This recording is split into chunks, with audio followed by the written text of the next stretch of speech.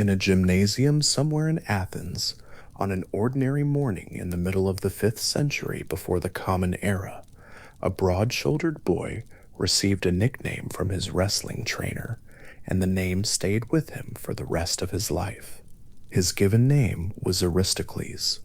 The trainer, watching him move across the mat, noticing the width of his forehead, or his shoulders, or perhaps something in the ease with which he occupied space, called him Plato, from the Greek word for broad. The boy came from a family old enough to trace its ancestry to the lawgiver Solon, and further back through myth to the god Poseidon himself. He had every reason to believe that his life would be the life of an aristocratic Athenian. Politics, perhaps, or military distinction, or the management of inherited land. The gymnasium would have felt on that ordinary morning like a beginning of the kind of life his family had always produced. The name Plato replaced Aristocles almost entirely.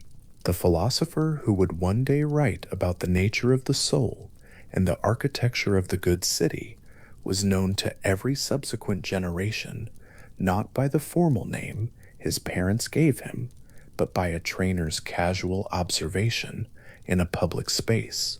There is something quietly characteristic about this beginning, that the man who would spend his life distinguishing between surface and depth, between appearance and the real thing, should be remembered by an appearance, a physical impression made in a moment before his life's work had begun. The irony is gentle. It is the kind of irony that does not announce itself. The Athens into which Aristocles had been born around 428 or 427 BCE was not a city at rest.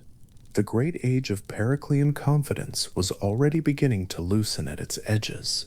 The Peloponnesian War between Athens and Sparta, which had begun before Plato's birth, would continue until he was in his early 20s, draining the city of wealth and patience, and many of the young men who might otherwise have shaped its next generation. Plato grew up with war as background noise, not metaphorical war, but the actual war of troop movements and naval engagements, and the slow attrition of a long conflict between two powers that had once stood together against Persia. The city he inhabited was built from the remains of earlier confidence, and even in its reduced state it remained, by the standards of the ancient world, extraordinarily alive. For a young man from his background, Athens in the late 5th century offered a particularly dense cultural atmosphere. The playwrights were still working. The sophists, teachers of rhetoric and argumentation who charged fees for their instruction, moved through the city's public spaces, promising to teach their students how to argue any position persuasively, how to make the weaker case appear stronger, how to win. The question of whether skill in argument was the same as knowledge of the truth had not yet been organized into a philosophical program, but it was already a live irritation in the intellectual life of the city. Into this atmosphere, somewhere around the time that Plato was in his late teens or early 20s, came the encounter that changed everything about the direction his life would take. Socrates was by then already an old man by Athenian standards, already well known in the city's public spaces, already controversial. He was not a sophist. He charged no fees, taught no curriculum, and did not, strictly speaking, teach at all, or so he maintained. What he did was ask questions. He would approach someone who seemed confident in their knowledge of some important thing, justice, piety, courage, virtue, and he would ask them what it was, not what examples of it looked like, what it was. The question seemed simple. It turned out, in encounter after encounter, not to be simple at all. The person who had entered the conversation certain that they knew became, through the steady application of further questions, less certain than when they had begun. Socrates called this process a form of midwifery. He was not delivering his own ideas into the world, but helping others birth or fail to birth the knowledge they believed they already had. The encounter between the young Plato and this figure, barefoot, famously ugly, in a way his friends described with affectionate precision, possessed of an irony that could be maddening in its patience, seems to have redirected the whole current of Plato's ambition. The young man who had expected to enter politics found himself more interested in the questions Socrates was asking than in anything the political world of Athens had to offer. Whatever specific conversations passed between them, the effect was a permanent reorientation. The political career that Plato's family background would have made natural for him was set aside, not in a single dramatic moment, but in the way one path gradually becomes less visible as another becomes more traversable. Exactly where Socrates ends and Plato begins is a question that has occupied careful readers of the dialogues for as long as there have been careful readers. Plato wrote in the form of philosophical conversations, dramatic exchanges between named speakers, with Socrates almost always at the center. In the early dialogues, Socrates is a questioner who reaches no settled conclusions, who is genuinely uncertain, who knows only that he does not know. In the middle and later dialogues, Socrates begins to advance positive doctrines, elaborate theories about the soul, about knowledge, about the structure of reality. The figure in those later conversations is using the name and dramatic presence of the historical Socrates to express ideas that may be entirely Plato's own. This is not a deception so much as a literary and philosophical convention, a way of honoring a teacher while also thinking past him. But it means that the boundary between the two men's thought is at the textual level genuinely uncertain, and scholars have been navigating this question with care and disagreement for centuries. The honest answer is that the historical Socrates left no writings, and what we have access to is always already Plato's Socrates, a portrait from which the original cannot quite be separated. What we can say is that by the time Plato was in his early to mid-20s, he had found the central orientation of his life, and it was philosophical rather than political. He had found it through a person rather than through a text, which meant it was carried in the particular timbre of a voice, in a method of patient questioning, in the experience of watching someone withstand intellectual challenge with something that looked more like pleasure than discomfort. The philosophical life, as Plato came to understand it, was partly modeled on the temperament of the man who had introduced him to it, and then, in 399 BCE, that man was put on trial.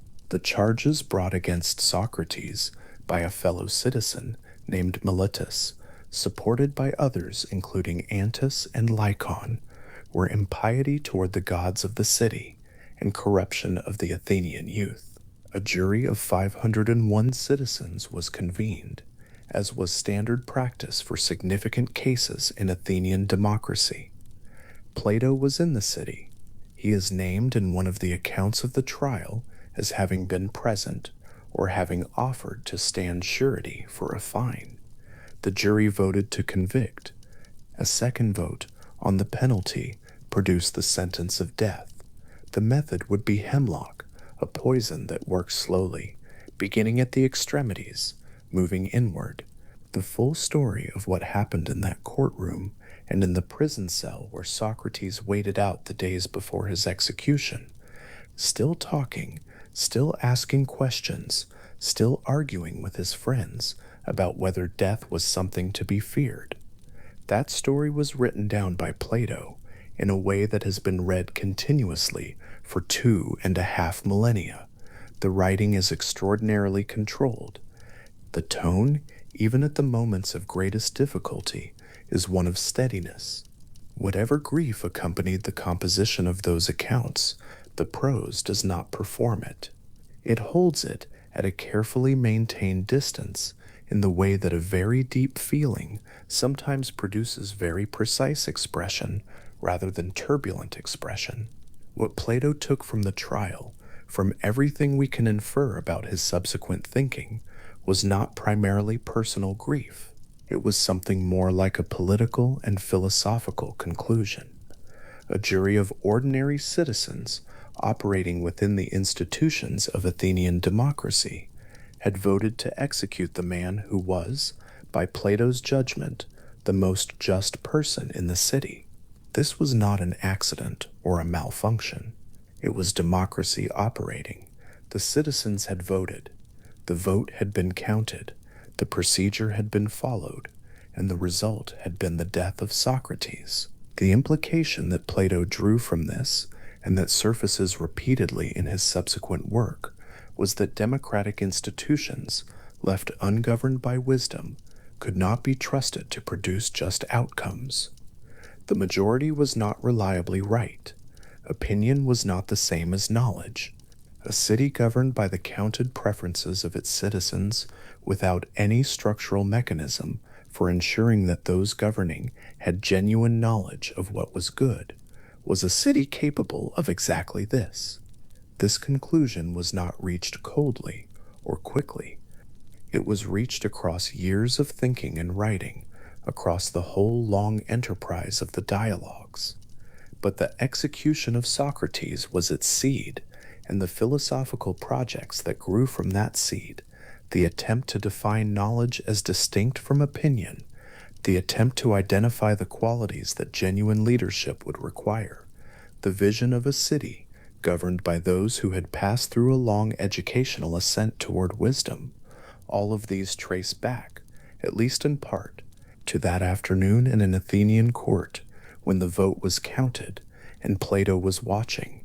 There followed a period of travel and a gradual gathering of intellectual resources. Plato spent time in Megara with other followers of Socrates. He may have traveled more widely.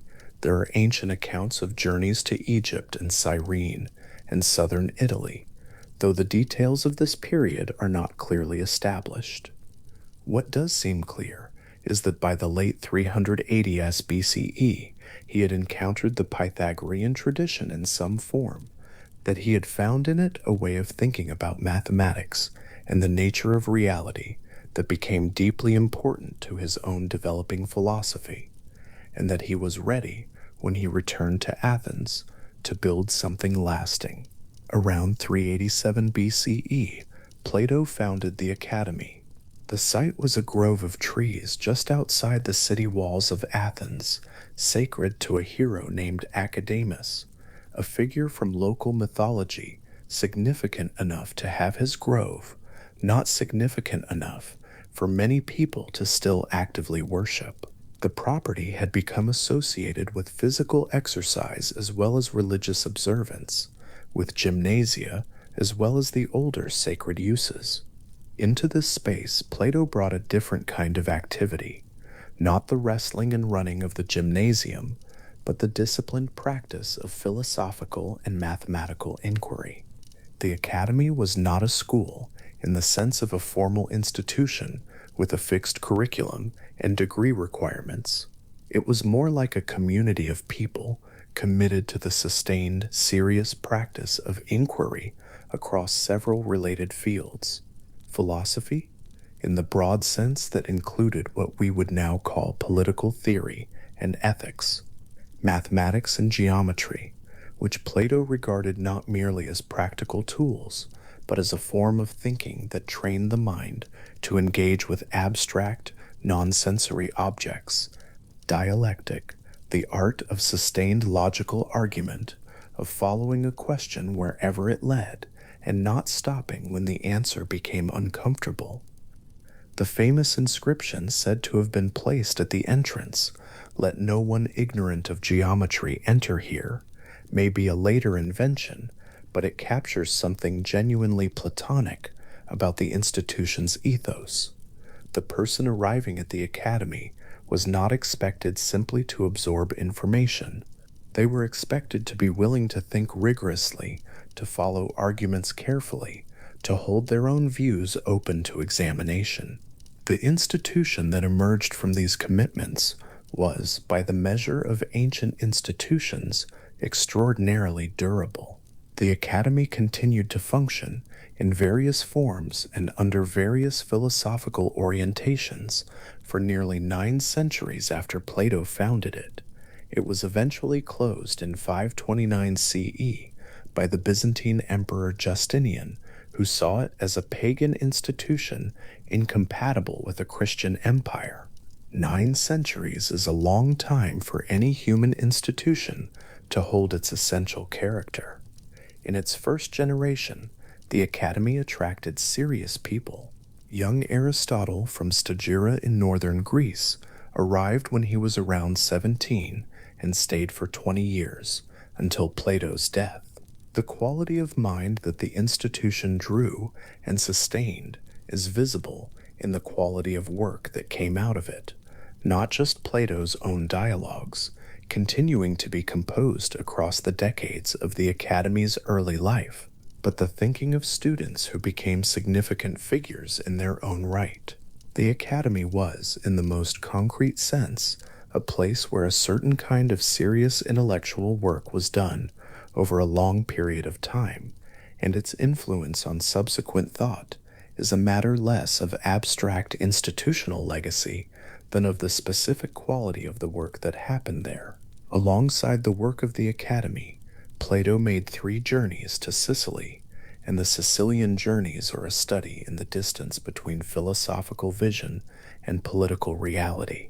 The first journey, around 387 BCE, brought him into contact with Dionysius I, the tyrant of Syracuse, a powerful and volatile ruler who was not receptive to philosophical instruction.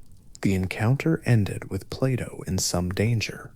Accounts differ on whether he was sold into slavery briefly or merely subjected to the tyrant's contempt, and he returned to Athens without having accomplished whatever he had hoped. The political world was not, it turned out, immediately hospitable to philosophy. The second and third journeys came about because of a friendship. Dion, the brother-in-law of Dionysius I, became deeply attached to Plato and to the philosophical project, and when Dionysius I died and was succeeded by his son Dionysius II, Dion saw an opportunity. The younger Dionysius was more intellectually curious, or could at least be presented as such, and Dion persuaded Plato to return to Syracuse with the aim of providing the new ruler with genuine philosophical education.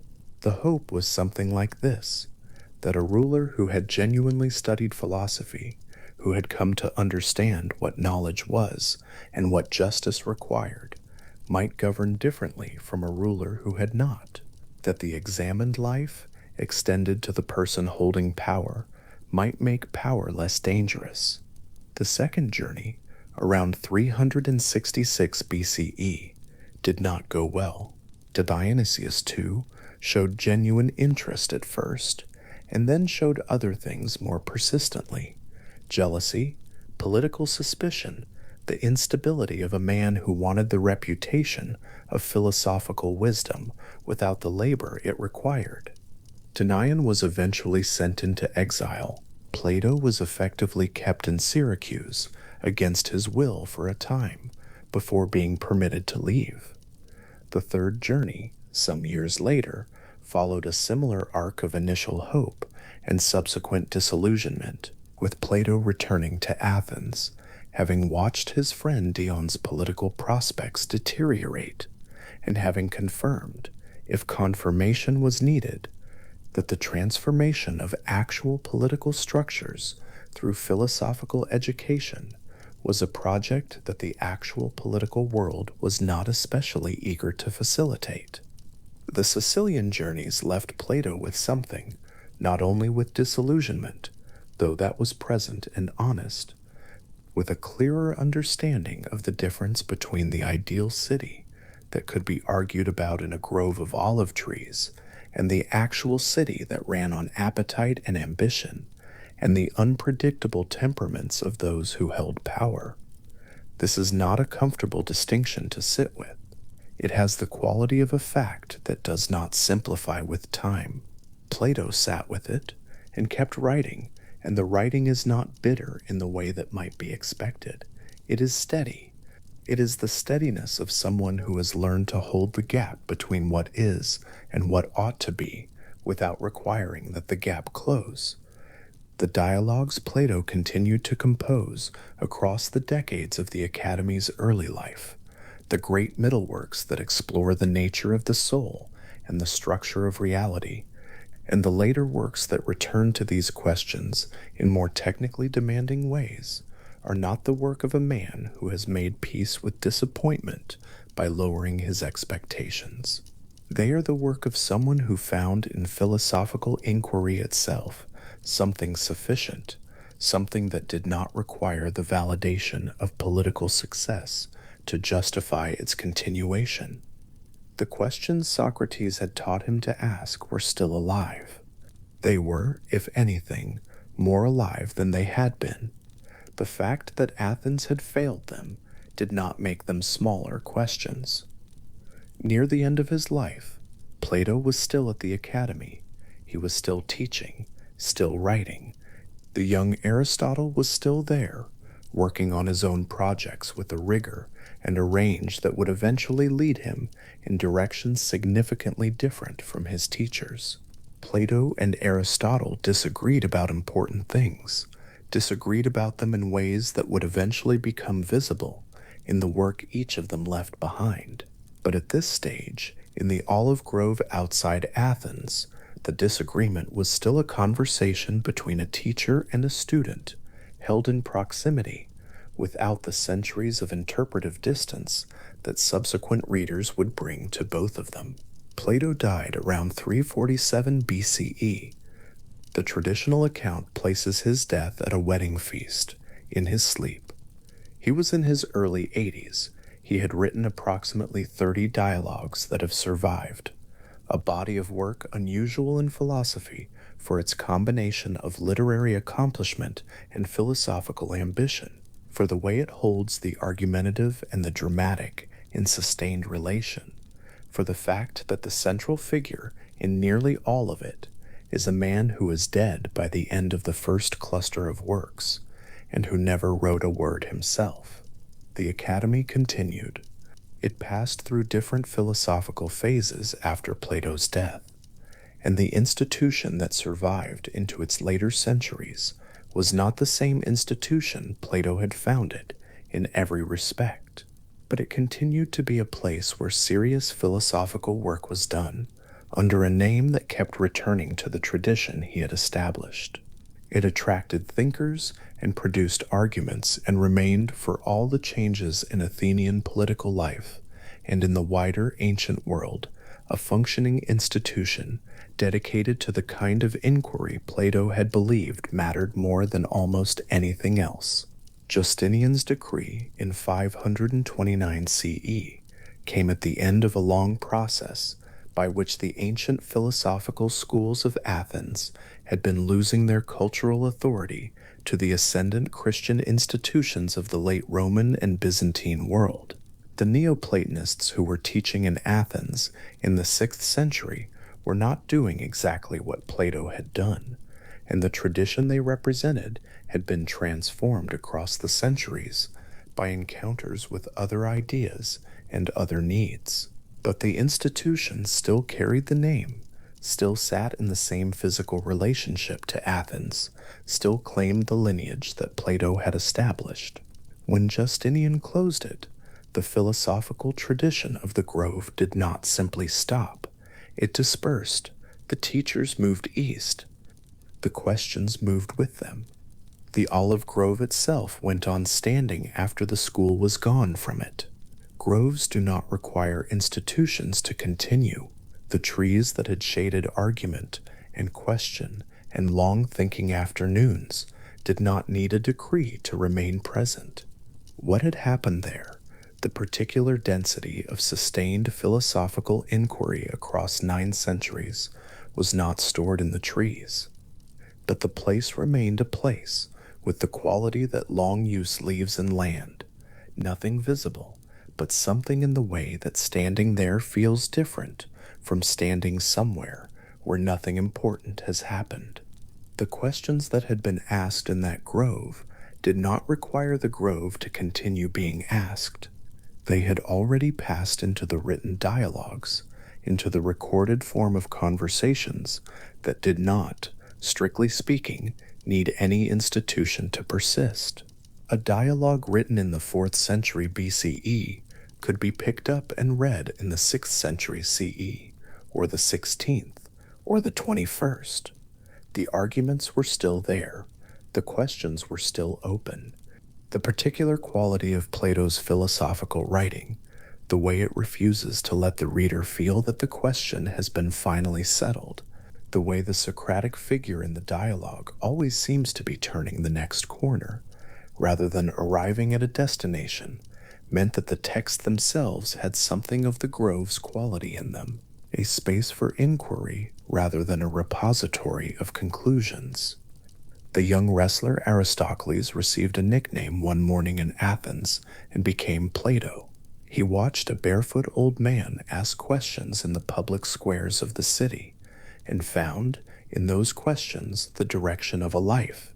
He watched that man convicted by a jury of his fellow citizens and executed in a prison cell, and he drew from this not primarily grief, but something more structural, a permanent wariness about the gap between power and wisdom, between the form that knowledge takes and the form that governance takes.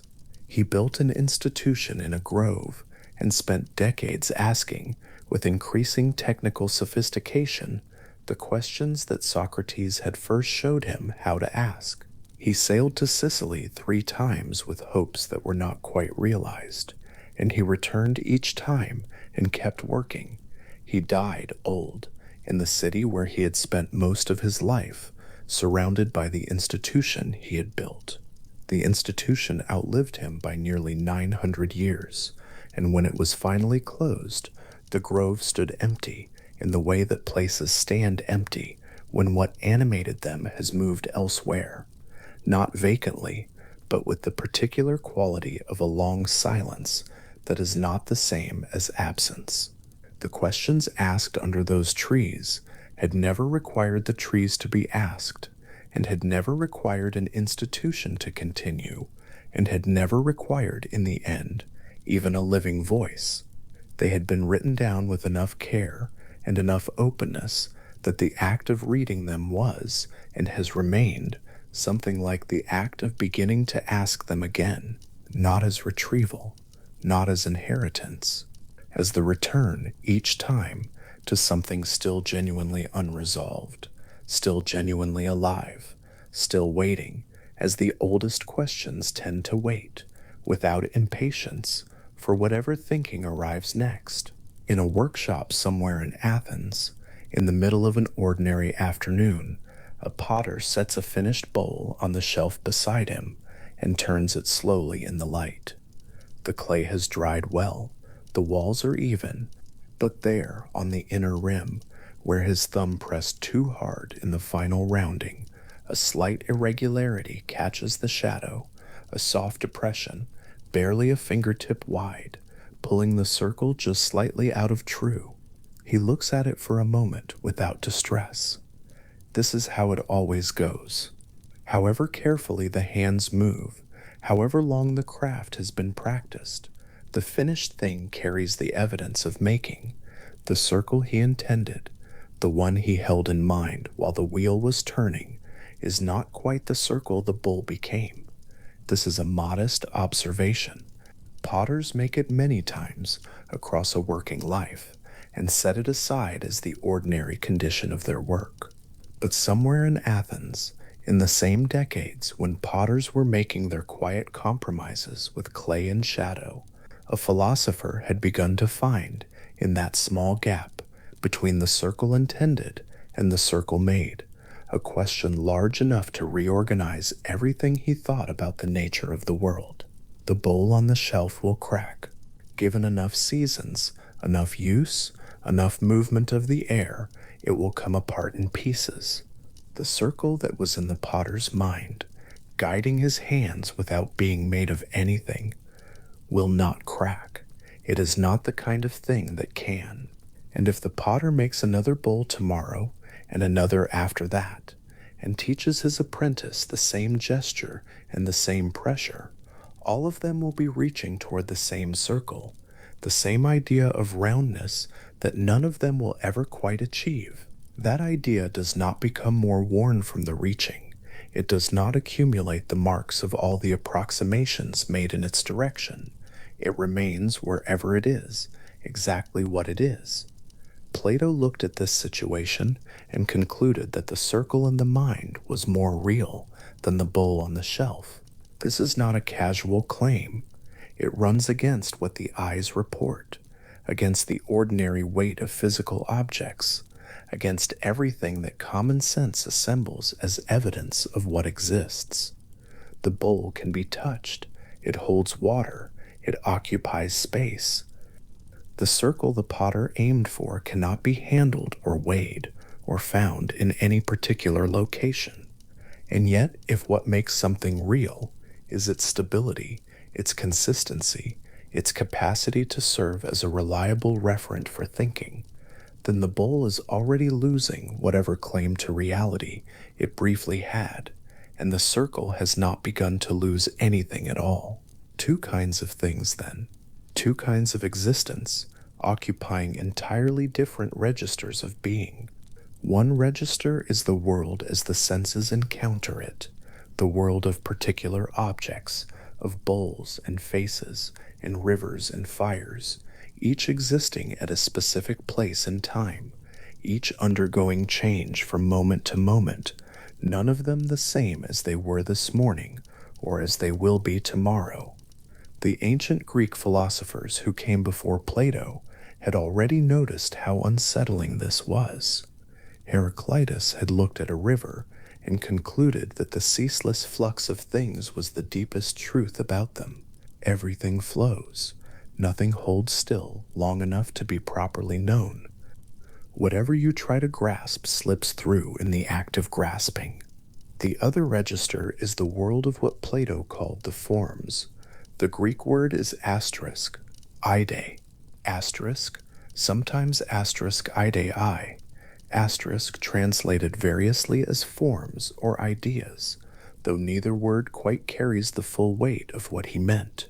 These are not ideas in the sense of thoughts passing through someone's mind. They are not abstractions assembled from experience. They are not mental constructs that disappear when no one is thinking them. The forms in Plato's account are fully real entities, permanent, self-identical, existing outside of space and time, prior to any particular thing that participates in their nature. The form of the circle exists whether any circle is ever drawn. The form of beauty exists whether or not any beautiful face has ever been seen. They are the things our general concepts ultimately refer to. The reasons why the word asterisk circle, asterisk means the same thing on different occasions and to different speakers. The potter's imperfect bowl is round because it participates in the form of roundness, or as Plato also puts it, because it imitates the form, copies it, takes something from its nature into its own. The degree to which the bowl is round is the degree of its participation. The depression where the thumb pressed is the evidence of its failure to participate fully. The form of roundness itself neither gains nor loses anything from this transaction. It stands entirely apart from the bowl's career, its making, its use, its eventual breaking, as the original stands apart from all its copies without being diminished by any of them. This is the word Plato uses, asterisk, methexis, asterisk, participation. Physical things derive whatever reality and intelligibility they have from a partial, imperfect, passing relationship to the forms that correspond to them. The relationship is real, but asymmetrical. The form is complete. The physical thing is an approximation. Between them lies the whole distance between permanence and change, between being and becoming, between the thing known and the thing merely seen. A person who has spent time thinking about geometry knows something of what Plato meant.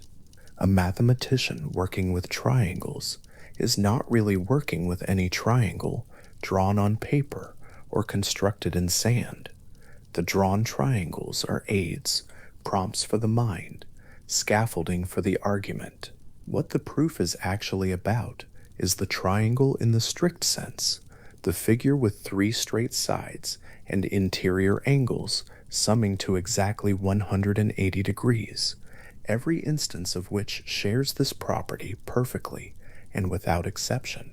No physical triangle does this. Every physical triangle, however carefully constructed, has slightly imperfect lines, slightly imprecise angles, accumulated error at every step. But this does not make the proof wrong. It makes it about something other than the physical instances, something the physical instances are reaching toward without quite arriving. A student in the academy in Athens, seated with a wax tablet and a stylus, drawing a triangle to help work through a proposition about squares.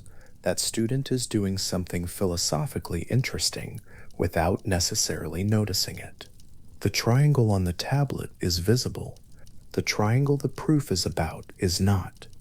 And the proof once established holds not because the tablet triangle is perfectly formed, but because the intelligible triangle, the one the mind is actually attending to, is exactly what it is, timelessly, without exception. The student holds both objects in attention at once, the visible figure and the invisible one. The visible figure is useful precisely because it points toward the invisible one. It is a kind of reminder, a prompt towards something the mind can encounter only when it stops relying on the eyes.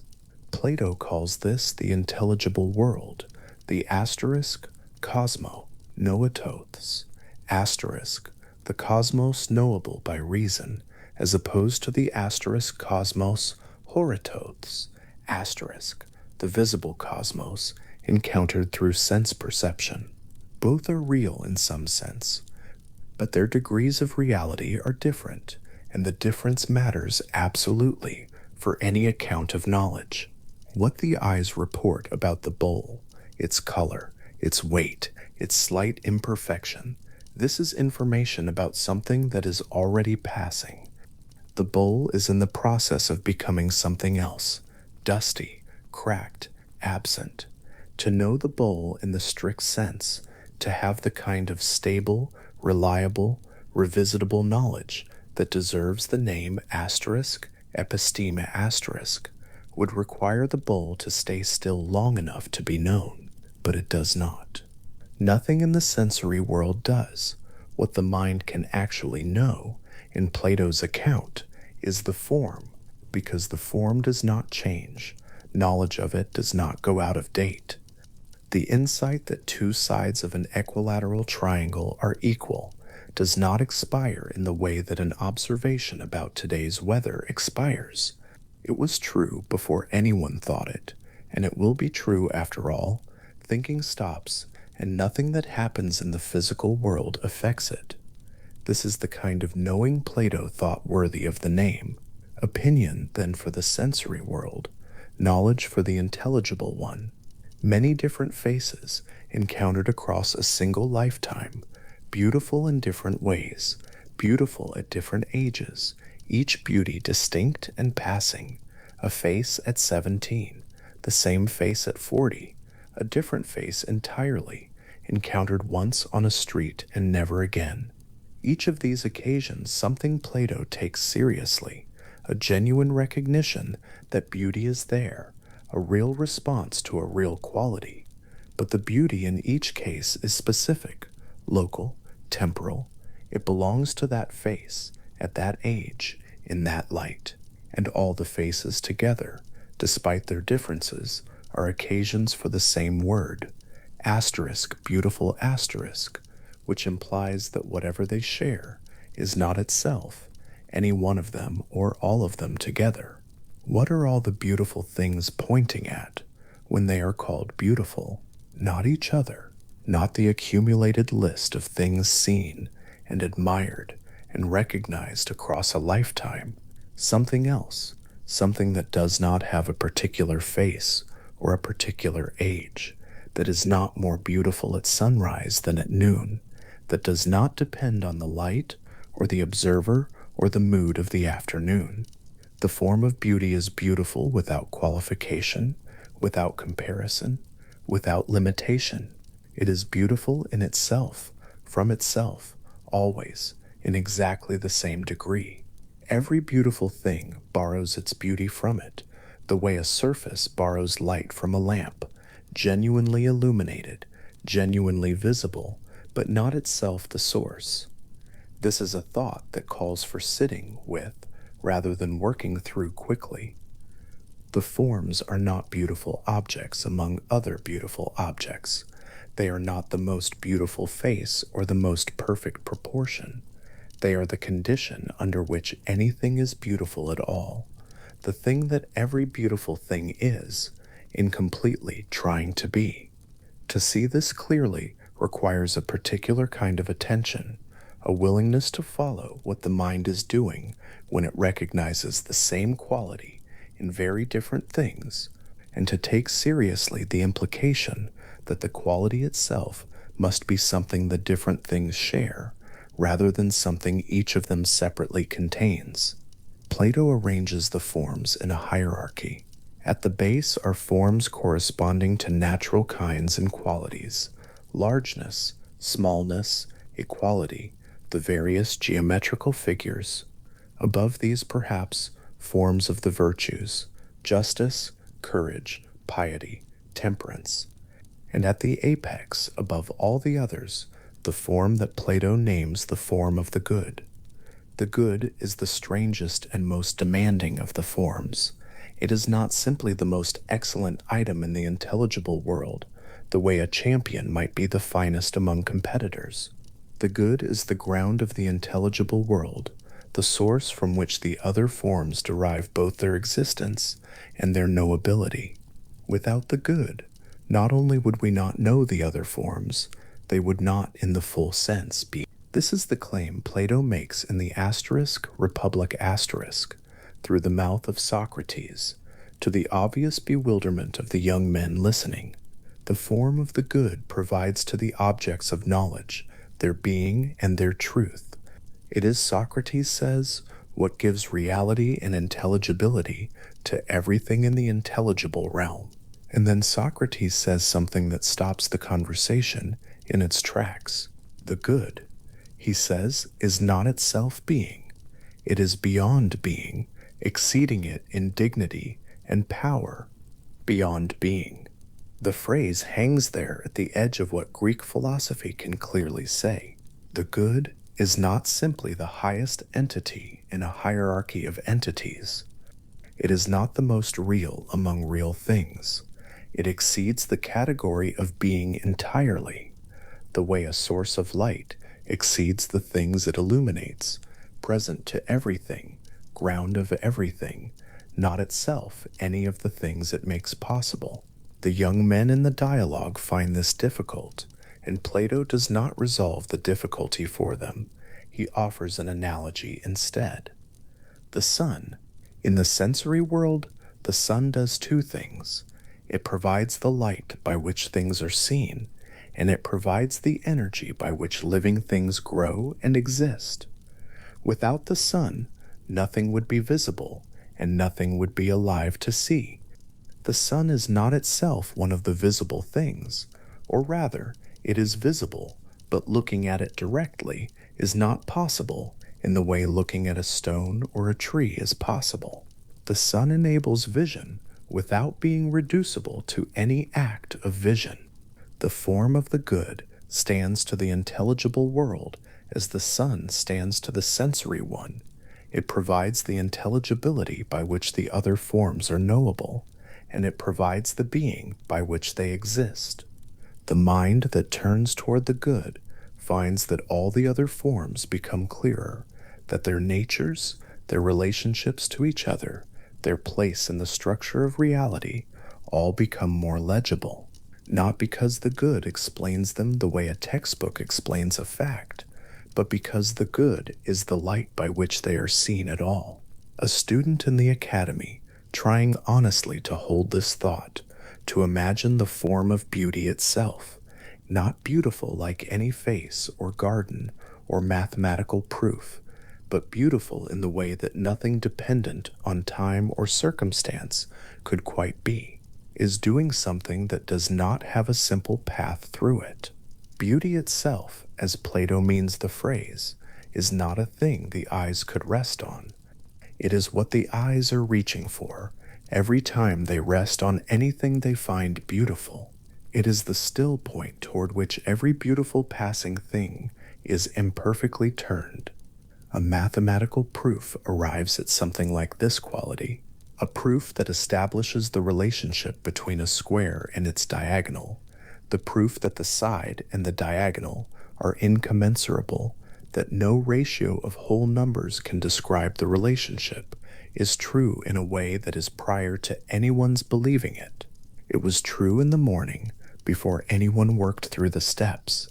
It will be true after everyone who worked through the steps is gone. The triangles on the tablets were never what the proof was about. They were a ladder, and the proof is what remains when the ladder is taken away. This is asterisk dianoia, asterisk reasoning that uses visible figures to think about invisible ones, that works through diagrams and symbols toward objects that have no location in space. The academy was full of this kind of thinking. Geometry was not merely practical preparation for architecture or surveying. It was a form of philosophical education, a training of the mind to hold an invisible object steadily in attention, to reason about things that are not present to the senses, to become comfortable in the intelligible world. Beyond geometry, Plato imagined a higher form of thinking still. Asterisk noesis asterisk, pure intellectual intuition, or what he elsewhere calls dialectic, does not use diagrams at all. It moves from form to form using only reason, tracing the relationships between intelligible objects without any sensory scaffold. This is the thinking that can, in principle, reach the good itself, not by drawing a picture of it or constructing an analogy, but by following the structure of reality all the way to its source. Whether anyone actually does this, Plato is careful not to promise. Late in his life, in the dialogue called the asterisk Parmenides asterisk, Plato sat down with the theory of forms and subjected it to a difficulty of his own making. It is one of the stranger things a philosopher has ever done, to build a theory carefully across many years and many dialogues, and then to write a dialogue in which an old philosopher systematically dismantles the theory in front of a young Socrates who cannot find a way to answer him. The difficulty goes like this. Large things share something in common, their largeness, and this is why we say the form of largeness exists as the one thing they all share. But now consider the form of largeness alongside the large things. They share something too, some common property, by virtue of which both the large things and the form of largeness can be called large, which means there must be another form, a second largeness, to explain this new commonality. But then the second form, and all the original large things, and the first form all share something too, and so a third form is required, and a fourth, and so on, without end. This is the third man argument, so called because it was later also made, in a related form by Aristotle. The name comes from a version involving the form of man. Given a man and the form of man, a third entity is needed to explain what they share, and a fourth to explain what the first three share, and the regress generates itself endlessly. Plato stages this argument inside his own dialogue. He does not give the young Socrates a convincing response to it. He follows the difficulty all the way into the difficulty, and then he moves on to other difficulties equally unresolved. This is not confusion or oversight. The asterisk, Parmenides, asterisk was written by a philosopher fully in command of his own theory, choosing to put on the page the hardest thing that had been or could be said against it, because the questions mattered more than the protection of any answer. What survives this? What the asterisk Parmenides asterisk does not dismember is the original intuition, the experience of recognizing the same quality in very different things and finding that the quality itself must be something beyond any of its instances. The argument runs into trouble with the formal machinery, but the trouble does not dissolve the observation that started the machinery running in the first place. Every good philosopher who has encountered the third man argument has noticed this. The argument shows something is wrong with the account, but not necessarily with the thing the account was trying to say. The forms were never primarily a technical solution to a problem in the philosophy of language. They were Plato's response to the world of Heraclitean flux, to the unsettling observation that everything in the sensory world is in motion, that nothing holds still long enough to be reliably known, that the most beautiful faces fade, and the finest bowls crack, and the river you step in today is not the river you stepped in before. Against this, Plato posed the existence of another world, not above this one in a spatial sense, not hidden behind the sky or beneath the ground, but structurally underlying it, the intelligible pattern from which the sensory world takes its intelligibility, and toward which every act of genuine thinking is, without knowing it, turning. The sensory world at dusk, when the light is doing everything light does to surfaces and distances, and the color of the air, trees going dark against an orange sky, the shadows of buildings lying long across stone, is genuinely beautiful. Plato does not deny this. He does not say the visible world is an illusion or a trap or a mistake. He says it is real in the way that copies are real, genuinely present, genuinely affecting, genuinely capable of prompting recognition, but borrowed in its beauty, dependent in its existence, pointing in every moment of its loveliness towards something it derives from without being able to contain. This pointing is not a failure. It is the closest the sensory world comes to its best nature, a face that is beautiful in the particular way. A face is beautiful, specific to this person, this afternoon, this quality of attention in the eyes, is not beautiful by accident. It participates in the form of beauty, in the way every approximate thing participates in what it is approximating, genuinely, imperfectly, essentially. To see the beauty is not wrong. To stop there, to take the participation for the form, to mistake the pointing for the thing pointed at. This is the error Plato spends his philosophical life addressing. Eros in the Asterix Symposium Asterix is described as a spirit between worlds, not mortal, not divine, but moving between them, carrying messages from the sensory to the intelligible and back. What we call desire for beauty is in Plato's account the intelligible world making its presence felt through the sensory one. The beautiful face produces something in the soul that is not exactly desire for the face, or not only that, but something larger, a sense of recognition, a pull towards something the face is showing without quite being. Plato takes this seriously as philosophy. The pull is real. The face is not wrong to produce it. But what is pulling the soul is not the face, but what the face participates in. This is why beauty is philosophically important for Plato in a way it might not seem to deserve. Beauty in the sensory world is the most accessible of the forms, the one most readily encountered, most immediately felt, most capable of producing in ordinary people who have never thought about philosophy, the experience of standing before something and feeling that it is more than it appears. That sense that the beautiful thing is showing something it cannot itself contain is the beginning of the philosophical ascent for Plato, and the forms are what that ascent is an ascent toward. At the top of the ascent, at the apex of what reason can reach, stands the form of the good, not beautiful like a face or a proof or a sunset, not good like a kind action or a virtuous city, but the condition of all goodness and all beauty, the thing from which every good thing derives its goodness, and every beautiful thing derives its beauty. Plato describes it as lying beyond being, not absent from existence, not a nothing, but so fully and completely the ground of existence that the category of existence barely contains it.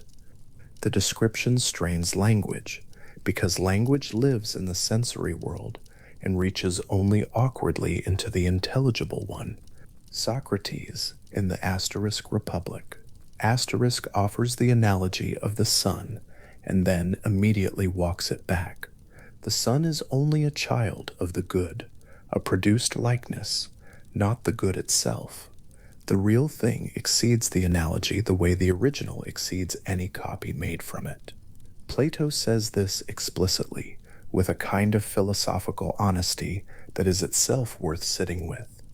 The good is beyond what can be said about it with precision, and the best account available is offered not as a definition, but as an image, a likeness, a pointing toward. This is the condition of the whole theory. The forms are real. Their reality is greater than the reality of the sensory world. At their apex stands something that gives them both existence and knowability. These claims Plato makes with confidence. Exactly what the forms are, exactly how participation works, exactly what beyond being means in a rigorous account.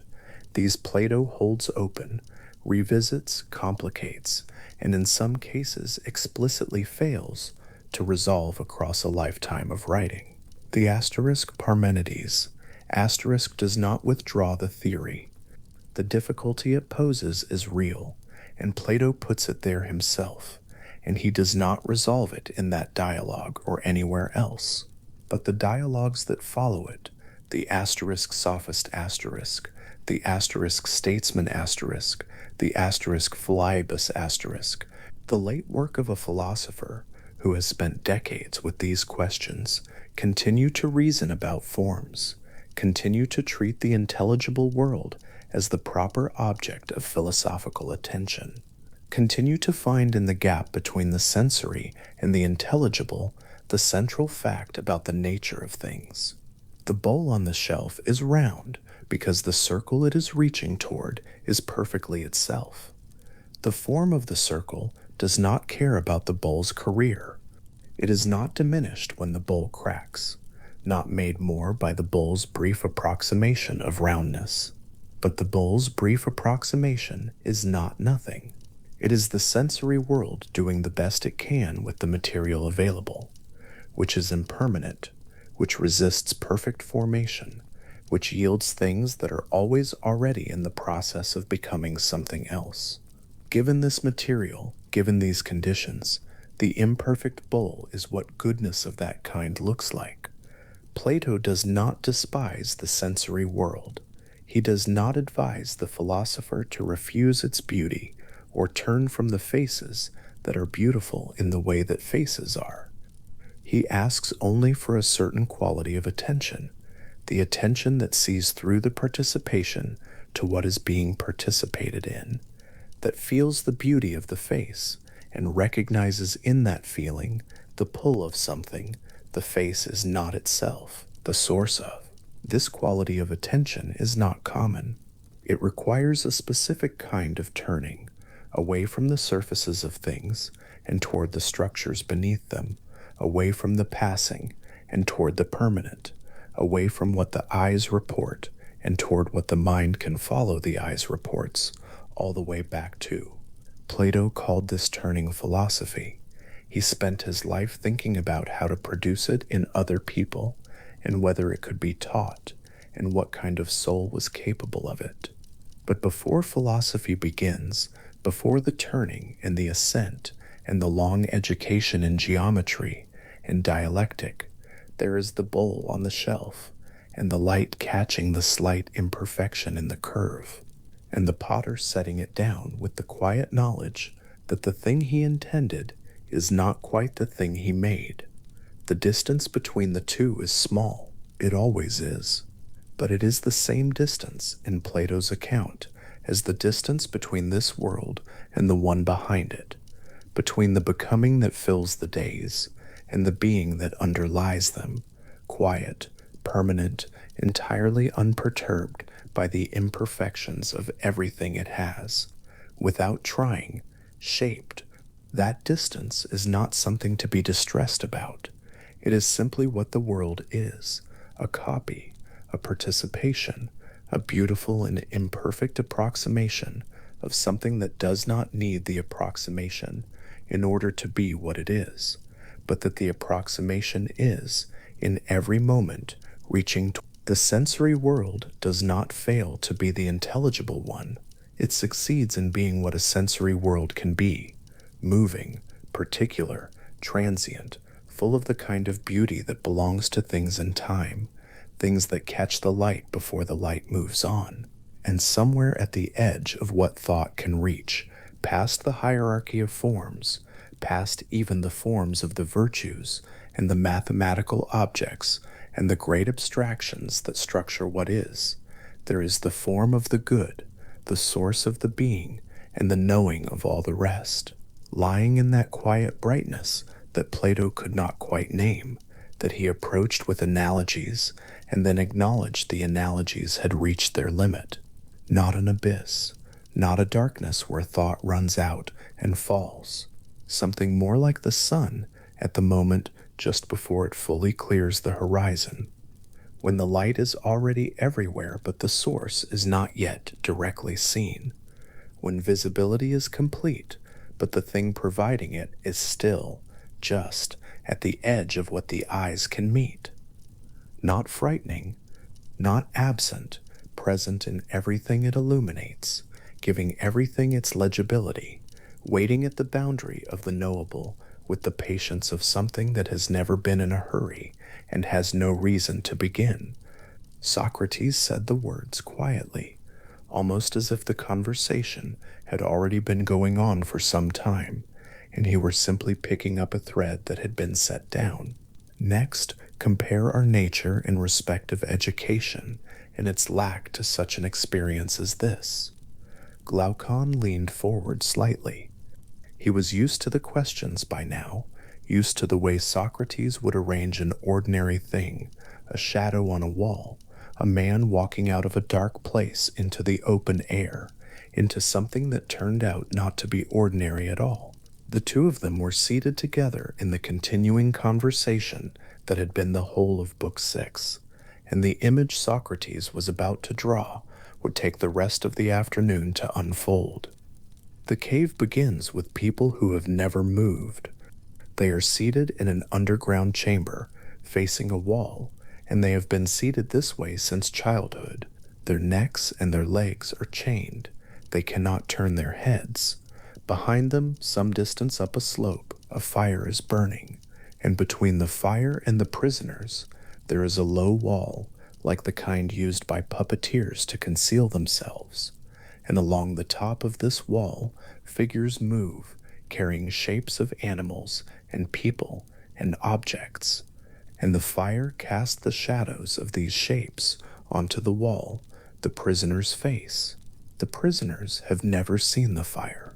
They have never seen the figures carrying the shapes. They have seen only the shadows, which are the shadows of copies, which are not themselves the things. And the prisoners talk to one another about these shadows. They have names for them. They have developed the skill of predicting which shadow will come next, and the most accomplished among them are considered wise. The shadows are, for them, the whole of what is real.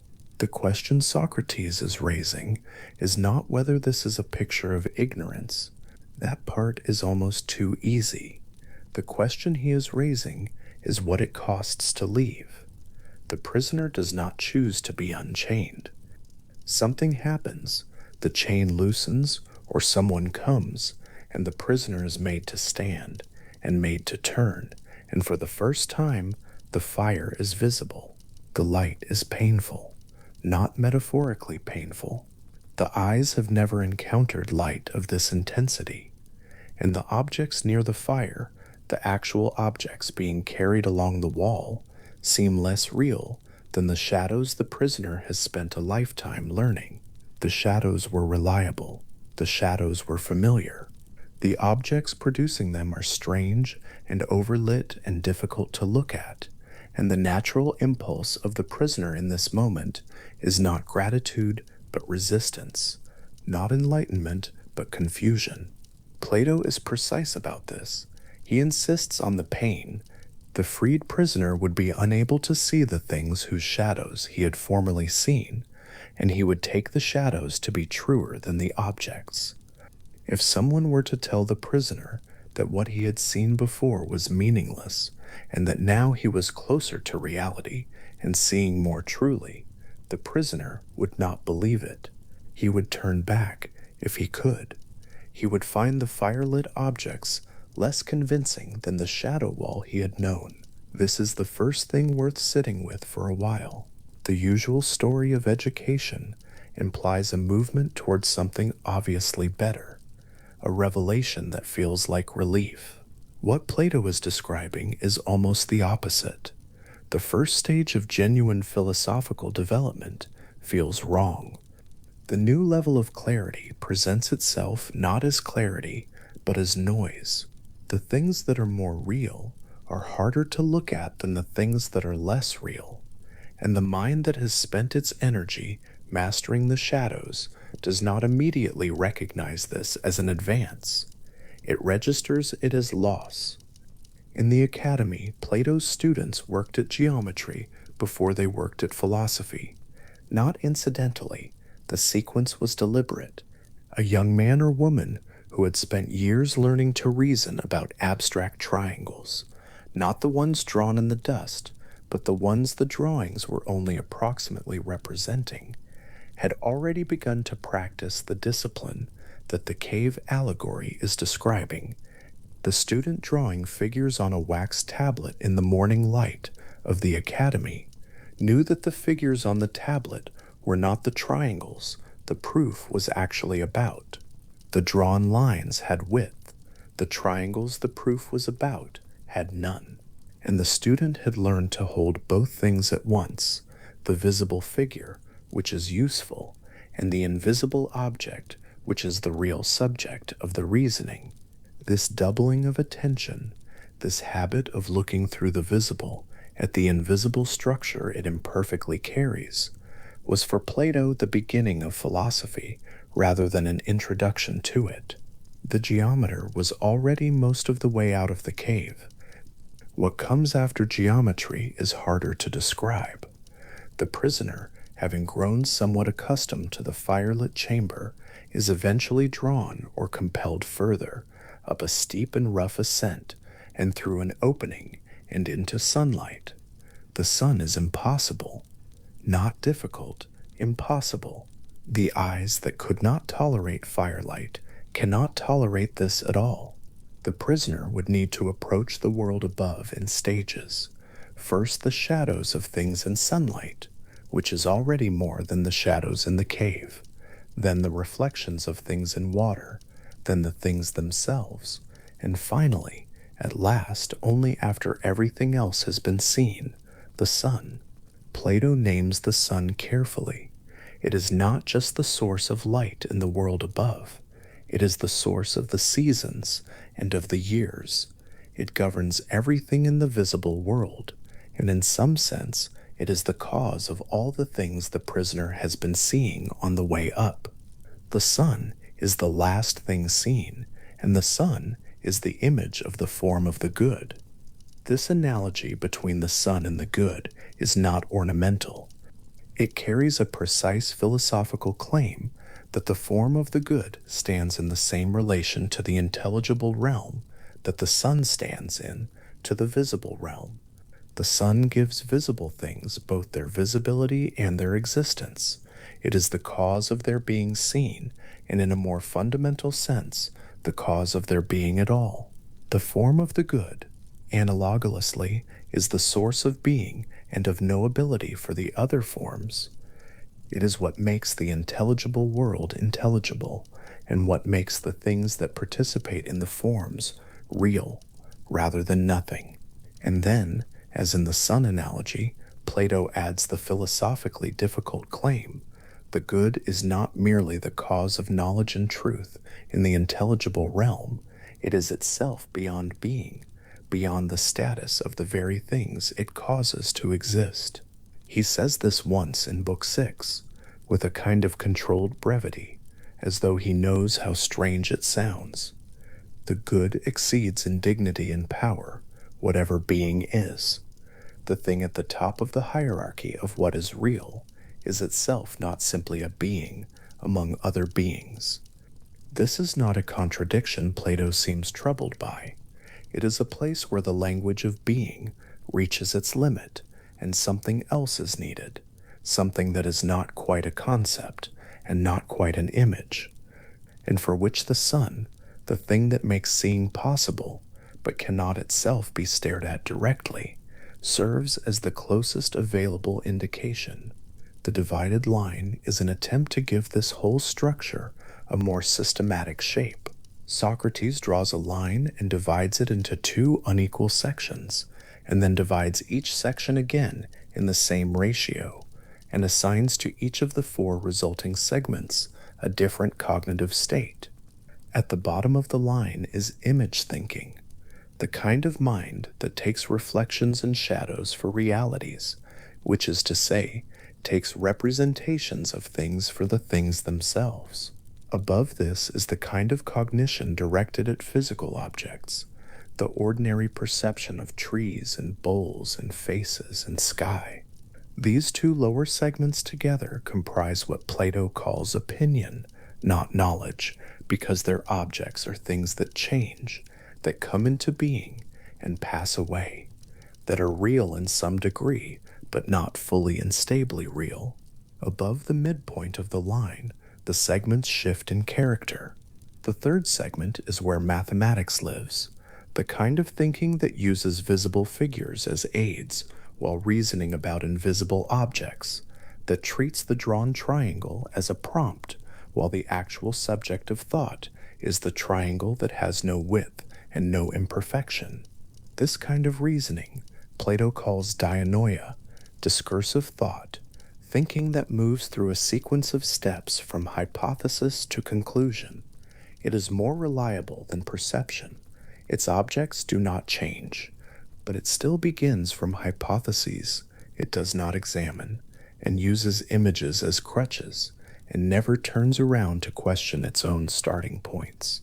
The fourth and highest segment is what Plato calls noesis, the kind of thinking that takes no images as aids, uses no unexamined assumptions, turns back on its own hypotheses, and subjects them to scrutiny, and moves not downward through chains of inference, but directly, as far as directly as possible, toward first principles.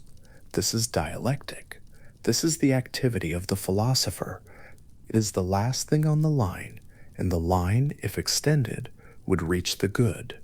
What is striking about the divided line, when held alongside the cave allegory, is how much of ordinary cognitive life it places below the threshold of what Plato is willing to call knowledge, the kind of seeing that most people call perception. Looking at a tree, recognizing a face, forming an opinion about a statesman, is for Plato not episteme, not genuine knowledge, but doxa, opinion, opinion about real things, opinion that can be more or less reliable and more or less useful, but opinion nonetheless. The objects of perception are things that participate in forms without being forms, things that are beautiful without being beauty, things that are equal without being equality itself. And because those objects are always in the process of becoming and ceasing, always changing, always partly what they are and partly not. The cognitive state directed at them shares their instability. This is not a claim about the unreliability of the senses in some narrow mechanical sense, whether the stick in the water looks bent. It is a claim about the ontological status of the objects themselves. The physical world for Plato is not a firm foundation for knowledge, because it is not a firm foundation for anything. It is the realm of becoming, and becoming is always between being and not being, always somewhere between fully real and not quite real, and a mind aimed only at that level is a mind that has not yet turned around. The academy student working through geometry has turned around somewhat. The philosopher who has followed the ascent fully has turned all the way. And then here is the part the allegory does not allow to stay comfortable. The philosopher must go back down. Socrates is explicit about the return. The philosopher who has ascended to the vision of the sun, who has seen the form of the good and understood what it is that makes everything else real and knowable, does not get to stay above ground. The philosopher must descend back into the cave, back to the shadow world, back to the dim light, and the confusion and the political life of a city that has not seen the sun. The philosopher must govern. There is a specific word Plato uses for this return, and the word implies compulsion. The philosopher does not choose to go back, or not initially, or not out of enthusiasm for the work. The philosopher is made to go back, and Plato's reasoning for why is one of the most careful arguments in the Republic, because it turns on the nature of justice rather than on any claim about the philosopher's personal inclination. The city that has educated the philosopher, that has provided the conditions under which the ascent was possible, has a claim on the philosopher's return. Not a sentimental claim, not a debt in any simple sense, but a structural claim. The city cannot be governed justly by people who want to govern, because people who want to govern want power, and power directed at power is not directed at the good. The only governors who will govern justly are those who find the shadow world of politics inferior to what they have seen, and yet return to it anyway, precisely because they understand what is actually at stake when cities are governed without wisdom. A person who has never left the cave would not understand what is missing. A person who has left and returned knows, and the knowledge that comes from having seen the sun makes the return harder and more necessary at once. The philosopher descending back into the cave carries something the other prisoners cannot see. There is somewhere behind the eyes the memory of light, not current light, remembered light. The philosopher who re-enters the dim world of political life and public opinion does not find that world convincingly real, does not find the shadow game of reputation and honor and legislative cleverness to be the substance it presents itself as. And this detachment, which might look from inside the cave like incompetence or aloofness, is for Plato the most important qualification a governor can have. When the philosopher first comes back down, the eyes adjust poorly.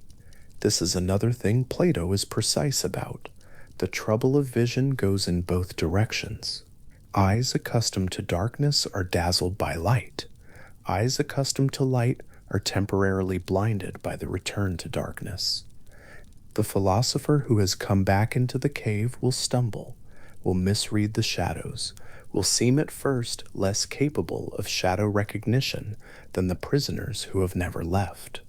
And this, Plato notes, is another occasion for the cave's inhabitants to find philosophy useless, to look at the returned philosopher fumbling in the dim light, and conclude that ascending was counterproductive. Better to have stayed, better to have mastered the shadows as they are. What the prisoners cannot know, and what the allegory is designed to make legible, is that the fumbling is temporary, and the mastery they have built is permanently bounded. The best shadow reader in the cave is still reading shadows. The philosopher who returns, even stumbling, knows the difference between a shadow and the thing that casts it, and knows the difference between the thing that casts it and the fire behind the carriers, and knows the difference between the fire in the cave and the sun. That knowledge does not make the philosopher's eyes immediately useful in the cave, but it makes the philosopher's understanding of what the cave is fundamentally different from anything the prisoners have access to. The political implication is uncomfortable, and Plato does not soften it. The just city, the city that is actually well ordered, that actually produces good lives for its inhabitants, cannot be built or governed by the cave's most respected inhabitants, the ones who have mastered the existing political game, the ones who know which shadows come next and can predict the behavior of the crowd. It requires people who have, in some sense, left, and who have come back, knowing what was left and why returning mattered. People, that is, who have no illusion that political life is the highest form of human existence, and who therefore engage in it without the corruptions that follow from treating it as such. It is worth spending a moment with what this means for the man who spoke these words. Socrates had been the kind of figure the cave allegory is describing. He had moved through the public spaces of Athens, the agora, the gymnasium, the houses of the powerful, asking the questions that belong to someone who has, in some sense, already seen the sun, and who finds the shadow games of Athenian political and intellectual life inadequate to reality. He was not governing, he was questioning, and the city eventually found the questioning intolerable enough to silence it. Plato wrote the Republic after the execution.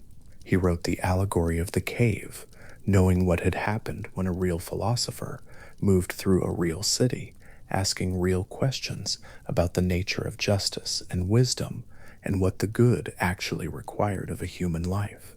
The cave is not only a philosophical diagram, it is a grief held at a very large philosophical distance, a way of understanding, within a comprehensive account of reality and knowledge, why the city and the philosopher are always in some tension, and why that tension has the specific shape it has. The three parts of the divided line that fall below dialectic, image thinking, perception, mathematical reasoning, are not merely stages on the way up.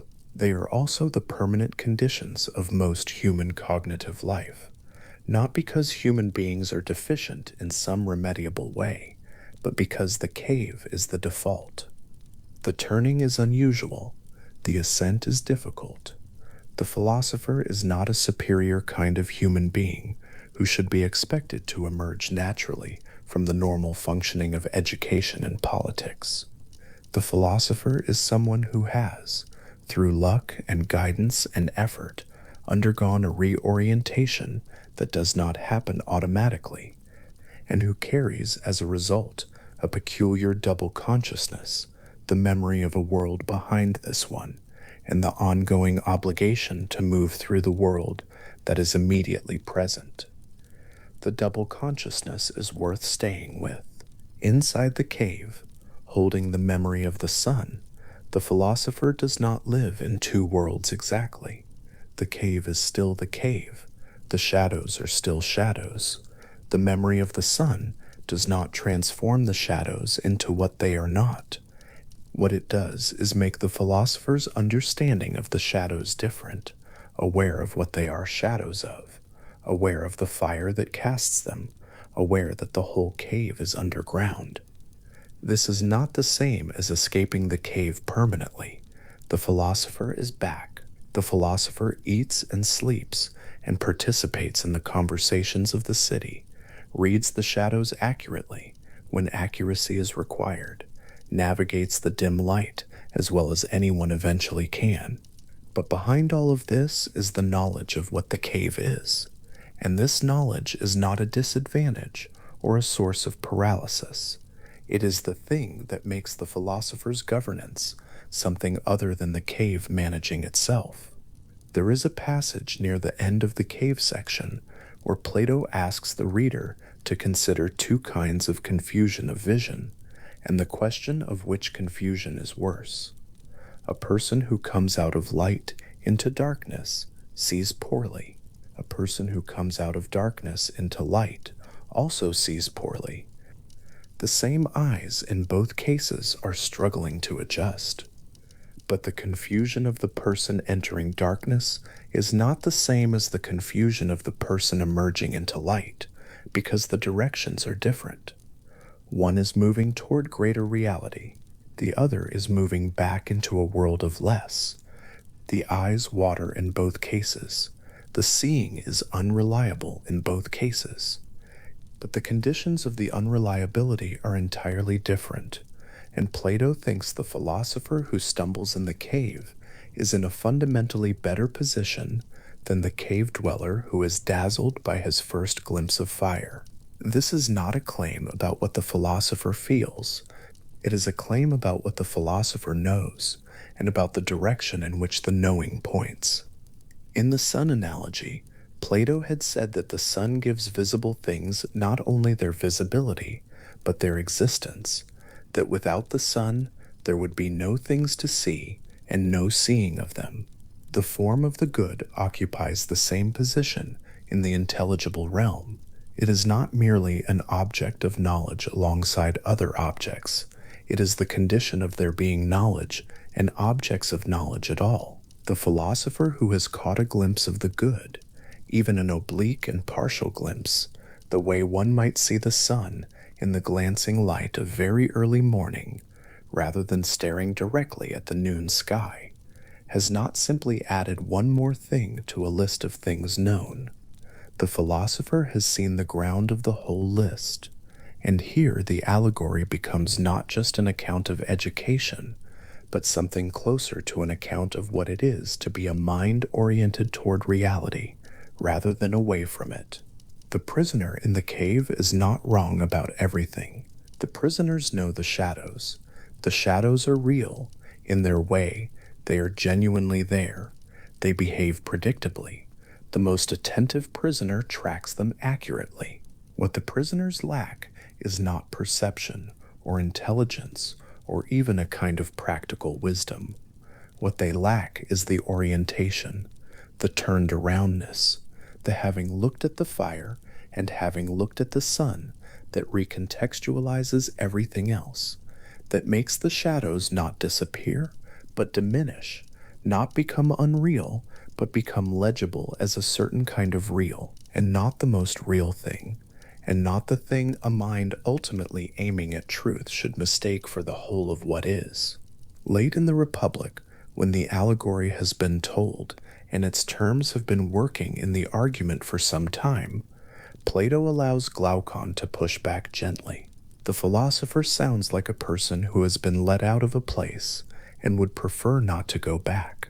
What makes this a story about justice rather than a story about personal preference? Socrates' answer is not a triumphalist account of philosophical superiority. It is a much quieter claim. The philosopher goes back because the city that does not know the good is still full of people who are trying to live good lives, and the philosopher who has some knowledge of what the good actually is, even incomplete knowledge, even knowledge that cannot be fully articulated in political terms, is more useful to the attempt than anyone who has only ever lived inside it. The return to the cave is not a punishment. It is not even, finally, a sacrifice in the emotional sense, not something the philosopher does while grieving the loss of the sun. It is a philosophical obligation whose necessity follows from understanding what the city is and what the good is and how the two are related. The philosopher who genuinely understands the good understands why the political order matters and why having it governed by those who do not understand the good is a form of ongoing damage, and why the correction of that damage, even incomplete and slow and frustrating, is part of what the vision of the good requires. A student in the academy, Late in the afternoon, when the light through the trees of the grove has begun to go warm and low, might have paused over this. The geometry is done. The dialectical exercises of the morning have left a certain quality of attention, a sense of having held something precise for a long time, and of having gotten somewhere with it, and of not being quite sure where. The figure on the wax tablet is being smoothed away. The invisible triangle the figure was pointing toward remains, exactly as it was. The student is, for the moment, between things, between the work just finished and whatever comes next, between the visible surface of the world and the structures the visible world is resting on. The grove is quiet.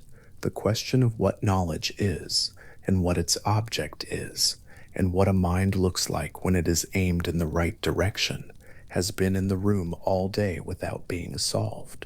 Plato's cave is not a story about solving this. It is a story about the direction of the gaze. The prisoners are not looking in the wrong direction because they are foolish or malicious. They are looking in the wrong direction because they are chained and have never known another direction. The first movement of the freed prisoner, the painful turning, is the first moment in the story where the direction of the gaze begins to change.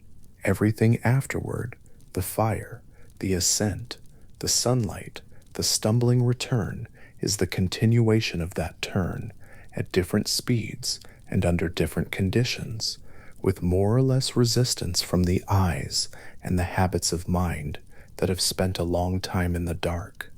The slow ascent is what the allegory is really about, not the destination.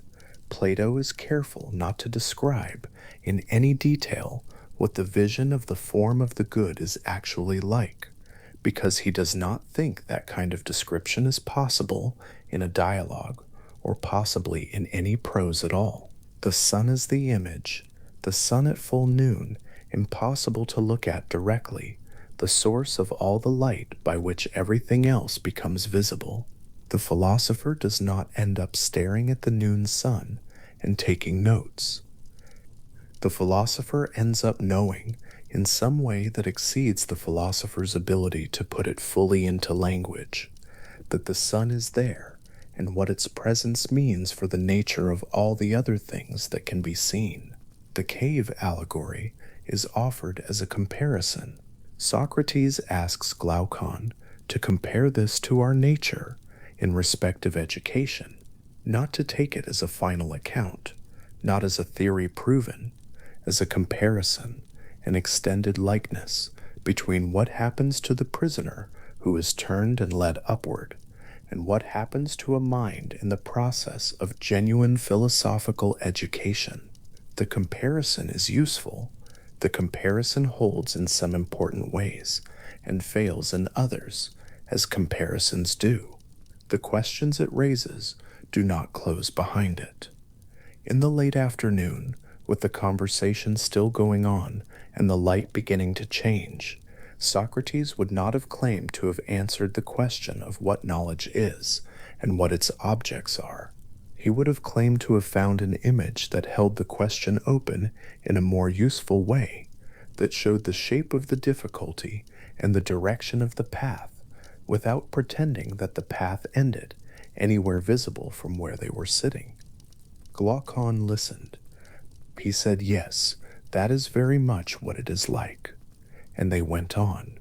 The philosopher who returns to the cave brings with them not certainty, but orientation. The shadows are still on the wall. The fire is still behind them, casting its light on the carried shapes.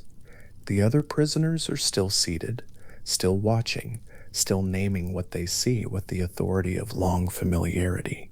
The returned philosopher moves through this world knowing what the fire is, knowing what the shadows are, knowing the direction of the ascent and what waits at the top of it, and carrying that knowledge not as a visible object others can inspect, but as the quiet condition of every judgment made, every question asked, every moment of governance or conversation or philosophical argument that the cave's dim light makes possible.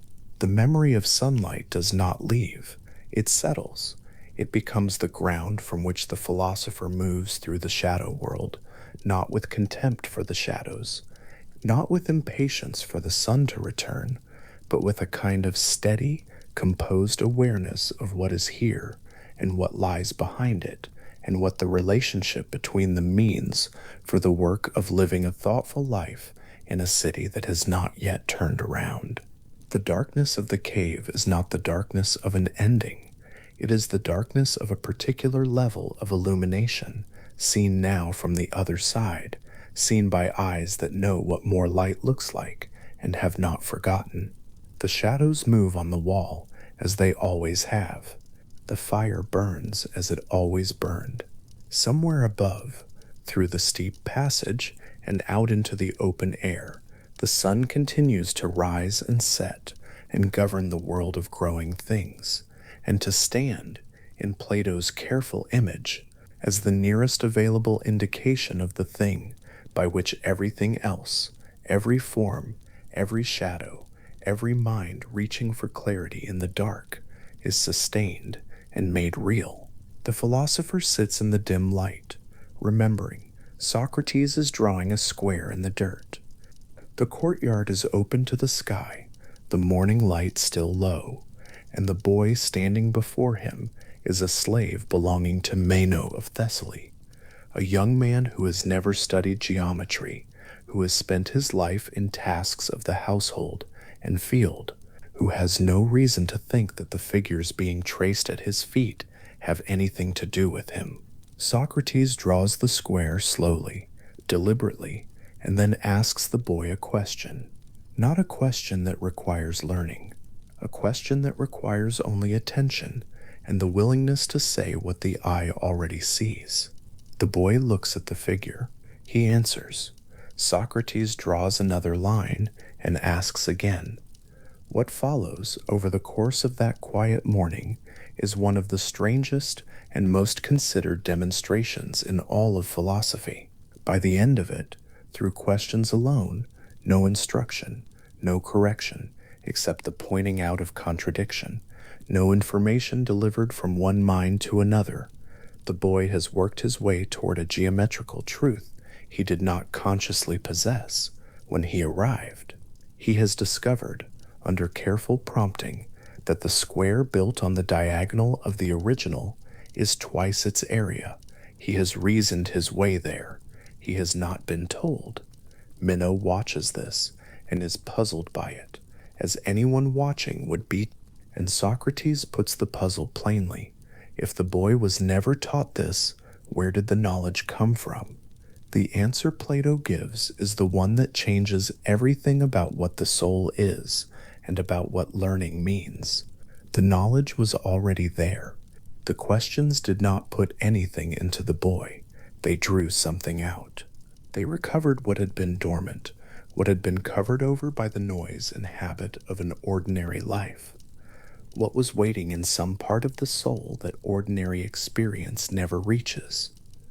What looks like learning is in its deepest form a kind of remembering. And if the soul remembers things it was never taught in this life, it must have learned them somewhere else, and it must have been somewhere else to learn them. This is the theory Plato names asterisk, anamnesis, asterisk, recollection.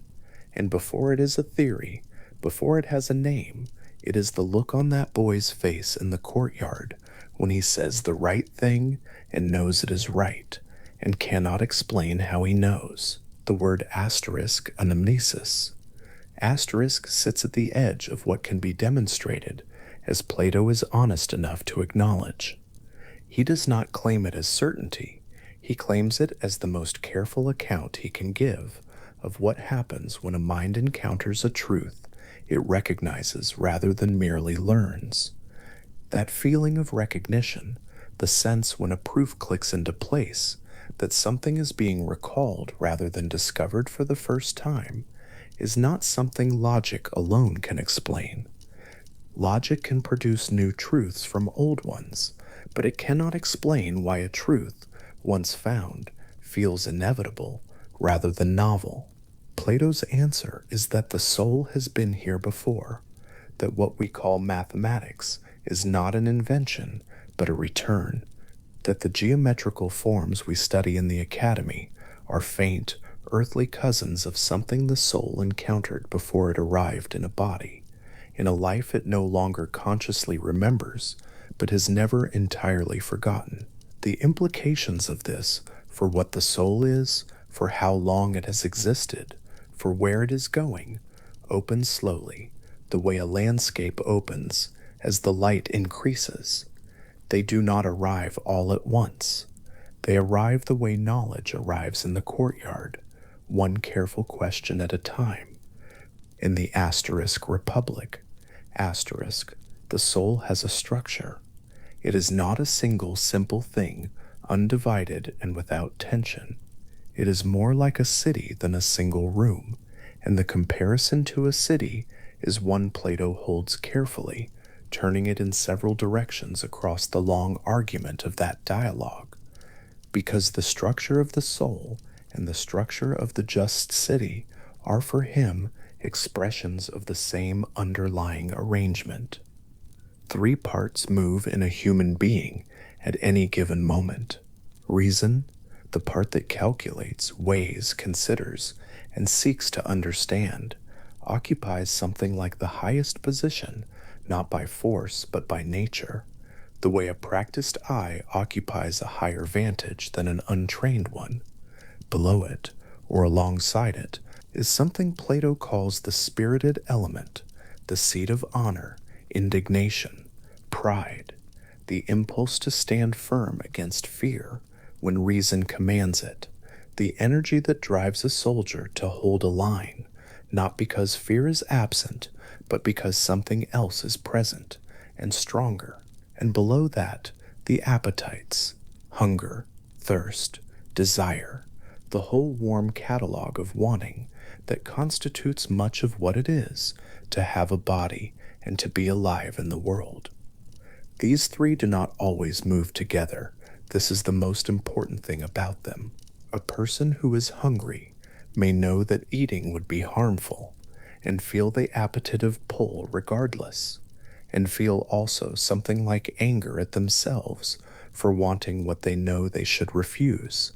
And in that moment, all three parts of the soul are present and in conflict, each making its claim. What justice in the soul looks like for Plato is not the absence of conflict. It is each part doing what it is fitted to do in the order that fits it, reason guiding, spirit supporting, reason's guidance, appetite following, rather than overruling. A soul in that condition is not suppressed or diminished. It is, on the contrary, what a soul looks like when it is fully and properly itself. The unjust soul is not simply an evil soul, it is a disordered one.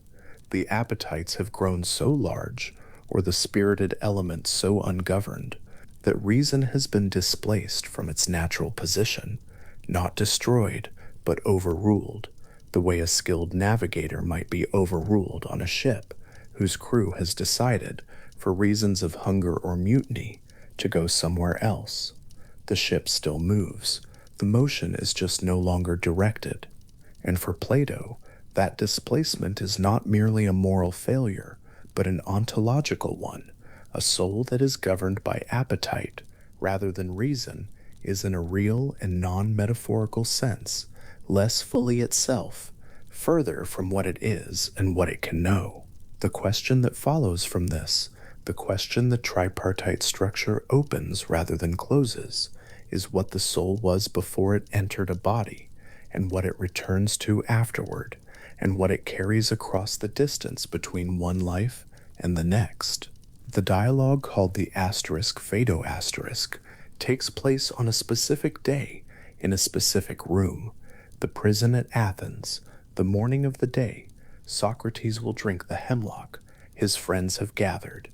The conversation they have that day concerns itself with whether the soul survives the death of the body. And the tone of that conversation is one of the most distinctive things Plato ever achieved. not the tone of men preparing for catastrophe, but the tone of philosophers following an argument wherever it goes, in the company of someone for whom the argument happens to matter more than for most. Socrates, in the asterisk Phaedo asterisk, does not claim certainty about what comes after death.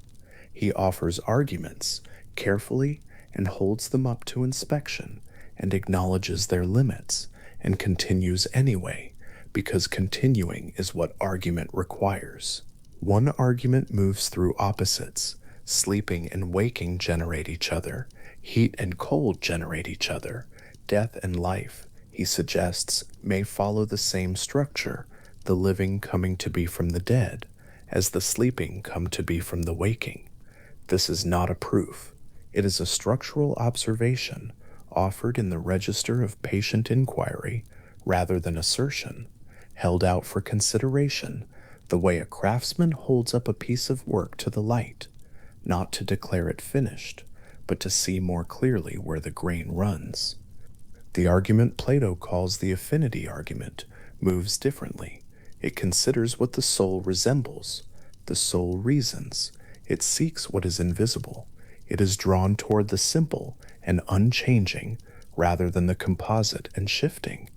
The body, by contrast, is composite, visible, subject to every kind of change and dissolution. The things that dissolve are the things made of parts, because dissolution is just the coming apart of what was assembled. The soul, being simple and without composition, in the way the forms are without composition, is more akin to the imperishable than the perishable, not by assertion, but by resemblance, by its natural affiliation with the class of things that do not break down into components because they are not made of them. These arguments are not conclusive. Plato, through the voices of Socrates' friends, makes sure of that. Simmias raises the possibility that the soul is to the body as tuning is to a lyre, a harmony, a relationship, something that arises from the arrangement of physical parts and therefore ceases when those parts are rearranged. Simmias raises a different worry. Even if the soul outlasts one body, maybe it wears out over many incarnations, the way a weaver outlasts many coats, but eventually grows old himself. These objections are given their full weight. Now, the argument pauses at each one, considers it carefully, and only then moves forward. The conclusion, such as it is, comes not as a declaration, but as a settling, the accumulation of careful attention over the course of an entire day, in a room where the afternoon light is moving across the floor, and the conversation has nowhere else to be. What Plato takes from the asterisk Fedido, asterisk is not a proof of immortality in any formal sense. What he takes is something more like a philosophical orientation toward death, the idea that the life of the philosopher, rightly understood, is a preparation, not in a grim sense, but in the sense of a long turning of attention toward what is most real, which is also what is least subject to the ravages of time and change. If that turning has been genuine, the death of the body is less of a rupture than it appears. The soul has already been practicing the kind of attention it will give to whatever comes next. It has been loosening its grip on the transient before the transient is taken from it. The myth of air, at the very end of the asterisk Republic asterisk, opens a wider view of this, wider and stranger, and held in the register of myth rather than argument, which in Plato is not a retreat from seriousness, but a different kind of seriousness, the kind appropriate to things that lie beyond the reach of dialectic. Mir is a soldier who dies in battle and does not stay dead. He returns on the 12th day after his death to report what he has seen on the other side of dying, and what he has seen is something like a vast meadow where the souls of the recently dead wait before choosing their next lives. The choosing is the center of the myth. The soul's next life is not assigned, It is chosen. Templates are laid out across the field, lives of every conceivable shape and circumstance, lives of tyrants and philosophers, lives of great beauty and great poverty, lives of animals and lives of men, and each soul is invited to choose its lot.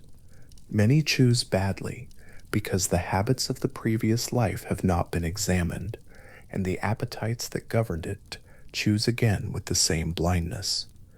A man who was a great king in his last life reaches for kingship again and does not read the small print in the template that reveals the suffering and injustice that that particular kingship involves.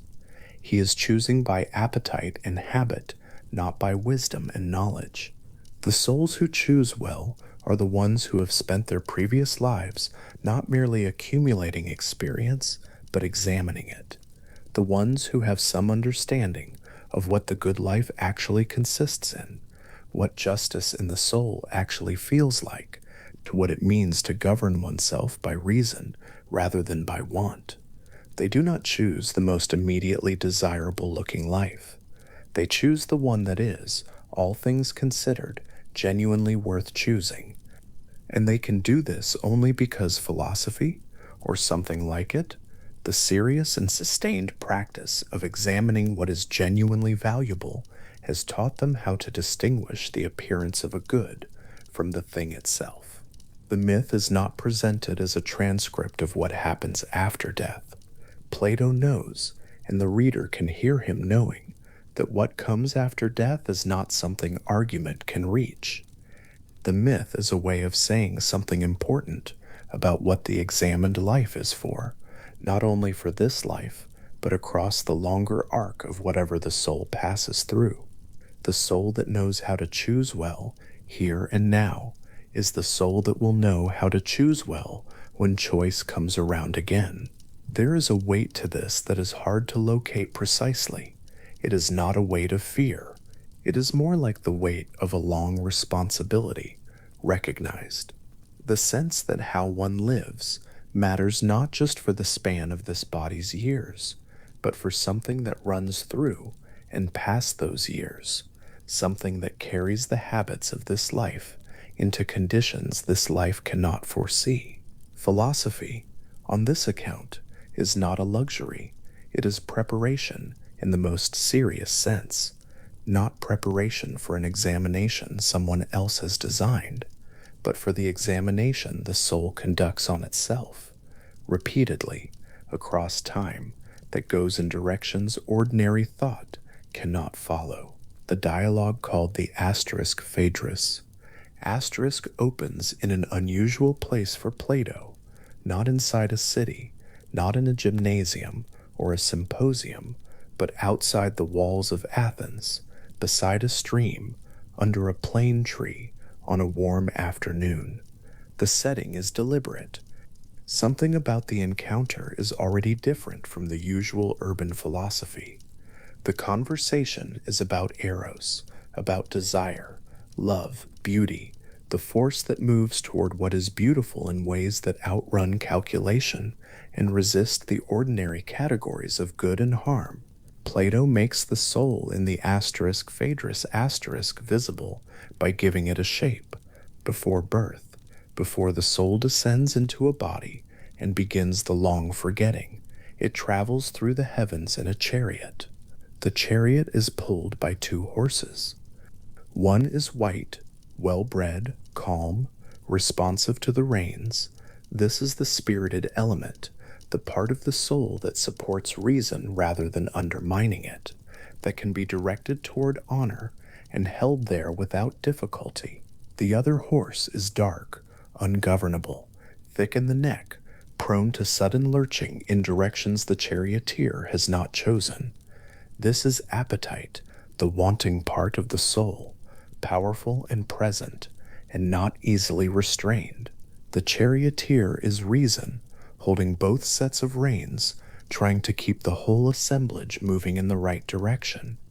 While the soul is still aloft, before it has descended into a body, the chariot moves in a great procession with the gods, traveling around the outermost rim of the heavens, And there, if the charioteer is skilled enough, if the horses are well enough governed, the soul catches a glimpse of the forms themselves, beauty, justice, knowledge, all the great realities as they are in their own nature, before they are reflected or participated in or distorted by the sensory world. This glimpse is what the soul carries into its incarnate life, not as a clear memory. The descent into a body covers it over, the way a bright light takes time to fade from the eye when the eye has looked away, but as a deep trace, a resonance that makes certain things, once encountered, feel like recognition rather than discovery. And then the soul enters a body, and the forgetting begins. What breaks through the forgetting is beauty, not beauty as an abstract principle, beauty as it actually appears in the world, in a face, in an afternoon, in the quality of light on a particular surface at a particular time of day. The soul that catches sight of something genuinely beautiful feels something it does not immediately understand. The feeling is strange and slightly painful, in the way that circulation returning to a numb limb is slightly painful, not an injury, but the restoration of something that had been suspended. Plato's word for it is the regrowing of wings. The soul that once traveled in a winged chariot loses its wings at the moment of incarnation. The descent into the body is the loss of the wings, and the sight of beauty, earthly, temporal, imperfect beauty, the beauty of a face, or a song, or a philosophical argument worked out well, begins the process of growing them back. A feather, pushed by the heat of desire and the particular warmth of the beautiful, begins to grow from the place where the wing was. It is uncomfortable. It is like teething, Plato says, through a figure at once precise and strange. The gum that is about to produce a tooth itches and aches, and the soul that is beginning to grow wings aches in the same way, with an ache that wants the presence of the beautiful thing that started the process and grows restless when that presence is removed. This ache, the ache of the soul that has seen beauty and has been reminded, however faintly, of the beauty it once knew directly, is what Plato calls eros. It is not primarily a physical longing, though it may begin that way. It is the soul's longing for the source of the beauty it is encountering, for the beauty that the beautiful face or the beautiful argument is participating in without being able to contain. The philosopher, on Plato's account, is someone who has learned to follow that longing further than most, who has learned to trace the beauty in a face, back to the beauty in all faces, and then back to the beauty in mathematical proportion, and then back to the beauty in philosophical argument, and then at the furthest reach of that ascent, to beauty itself, which is not beautiful like a face or a melody, but the ground of all beauty, the thing all beautiful things are imperfectly pointing toward. This is the same ascent described in the asterisk symposium, asterisk, where the priestess Diotima gives Socrates an account of what she calls the ladder of beauty, the movement that begins in the love of one beautiful body and ends, if the ascent is followed faithfully, in the vision of beauty itself, not beautiful in any particular respect, not beautiful at one time and not another, not beautiful from one angle and ugly from another, but beautiful in itself, by itself, with itself always single in form, while all beautiful things partake of it in such a way that though all of them are coming into being and perishing, it grows neither greater nor less, and is in no way affected. The account in the asterisk, Phaedrus asterisk, and the account in the asterisk symposium asterisk do not perfectly coincide. They emphasize different things, approach the same territory from different angles, use different images. This is part of what the dialogues are. They are not a system sealed and delivered. They are a set of approaches to a set of questions, each approach working at a different angle, each image illuminating something the other images leave in shadow, the whole set richer for its internal variety than any single systematic account could be. The soul described as a chariot in the asterisk Phaedrus. Asterisk is not identical to the soul described as tripartite in the asterisk Republic asterisk, but they are pointing toward the same region. And Plato does not resolve the tension because the tension is honest. The soul is a hard thing to describe once and for all, and any image adequate to one of its aspects will do injustice to another. What persists across all these images is the sense that the soul is older than this life, older, larger, more traveled than any single incarnation can express. The slave boy in the courtyard who knows geometry he was never taught is carrying something forward that his present circumstances do not account for. The philosopher in the asterisk Phaedo asterisk who approaches death with more curiosity than terror has spent a life preparing for something his friends cannot yet name. The soul in the myth of air who chooses wisely among the available lives has learned, across whatever it has been through, to see through the appearance of desirability to whatever lies beneath it. Socrates, in the asterisk Phaedo asterisk, sitting in the prison with his friends on the last day he will occupy a body, does not speak about the soul's journey with the certainty of someone who knows what waits on the other side. He speaks with the care of someone who has thought about it as seriously as thought can go, and who has found, in that thinking, not proof, but something almost as useful, a way of being in relationship to the unknown that is neither denial nor dread, but a kind of open, steady attention. He has followed the argument as far as argument goes. He knows where it stops, and where it stops he does not replace it with terror or with false confidence. He replaces it with the philosophical equanimity that long practice produces, the equanimity of a person who has learned that the most honest position before a genuinely hard question is neither to pretend the question is answered, nor to pretend it cannot be lived with. The question of what the soul is, and what survives, and whether the recollection the slave boy experiences in the courtyard is evidence of a life before this one. These questions have not been settled. They were not settled in Plato's lifetime, and the long centuries of argument since have not closed them.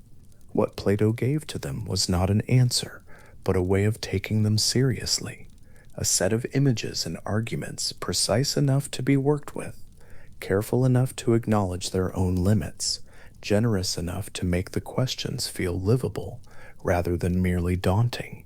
The chariot still travels, somewhere in the Platonic imagination, moving in the great procession with the gods around the outermost rim of what can be thought. The charioteer holds the reins, the white horse keeps its bearing. The dark horse strains and lunges and is held, not without difficulty, in the orbit that reason has set. And somewhere in that procession, if the account in the asterisk Phaedrus asterisk is to be trusted, the soul is moving towards something it once saw clearly, and has been trying, through every beautiful thing it has encountered since, to see again. The morning in the courtyard was a small version of that movement, the square drawn in the dirt, the questions that were also, quietly, a form of remembering. A boy who did not know he knew, arriving at knowledge through attention rather than instruction, and the watching philosophers considering what this means about the shape of a soul and the distance it has already traveled. The argument, followed carefully, reaches the place where argument becomes image and image becomes silence. That silence is not the silence of failure. It is the silence of a question that has been taken as far as honest thinking can take it, and set down there, at the edge of what can be known, where it continues to hold its shape without demanding resolution. Something in the soul, Plato thought, already knew the geometry before the lesson began, already knew beauty before it encountered a beautiful face, already knew the forms before it acquired the vocabulary to name them. The learning that happens in a lifetime is real, and it matters, and the soul that has spent its time in careful attention and honest inquiry is genuinely different from the soul that has not.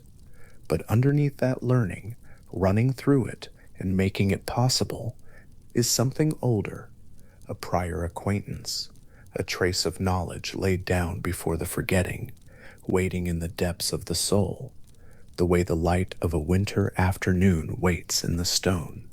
It has been warming all day, felt long after the sun has moved on. The wings, Plato says, are not lost permanently. They can grow back. The sight of beauty begins it. The practice of philosophy continues it. And the soul that has spent enough time in that practice carries in whatever comes after this life something it did not carry when it first descended. It carries the memory of what it looked toward. It carries the habit of looking, that looking, and the longing that accompanies it, and the slow, patient, sometimes uncomfortable growth of something that wants to lift and cannot yet. That is what Plato means by love, when love is followed far enough. Not the attachment to a particular beautiful thing, though it begins there in the warmth of an afternoon and the specific fact of a specific face, but the movement the attachment initiates, the upward pull toward the source of what made that face beautiful, and the source of what made the source beautiful, and so on, until the latter runs out and the question opens into something too large for argument and too persistent for silence. The slave boy went home that evening to his work. The square drawn in the dirt was probably scuffed away by the end of the day, but something had been moved in him, or recovered in him, that morning, not placed there by Socrates, but drawn out, the way the light draws the warmth from stone and makes it palpable. Whether he thought about it afterward, whether he felt the wings stir even slightly in the days and months that followed, Plato does not say.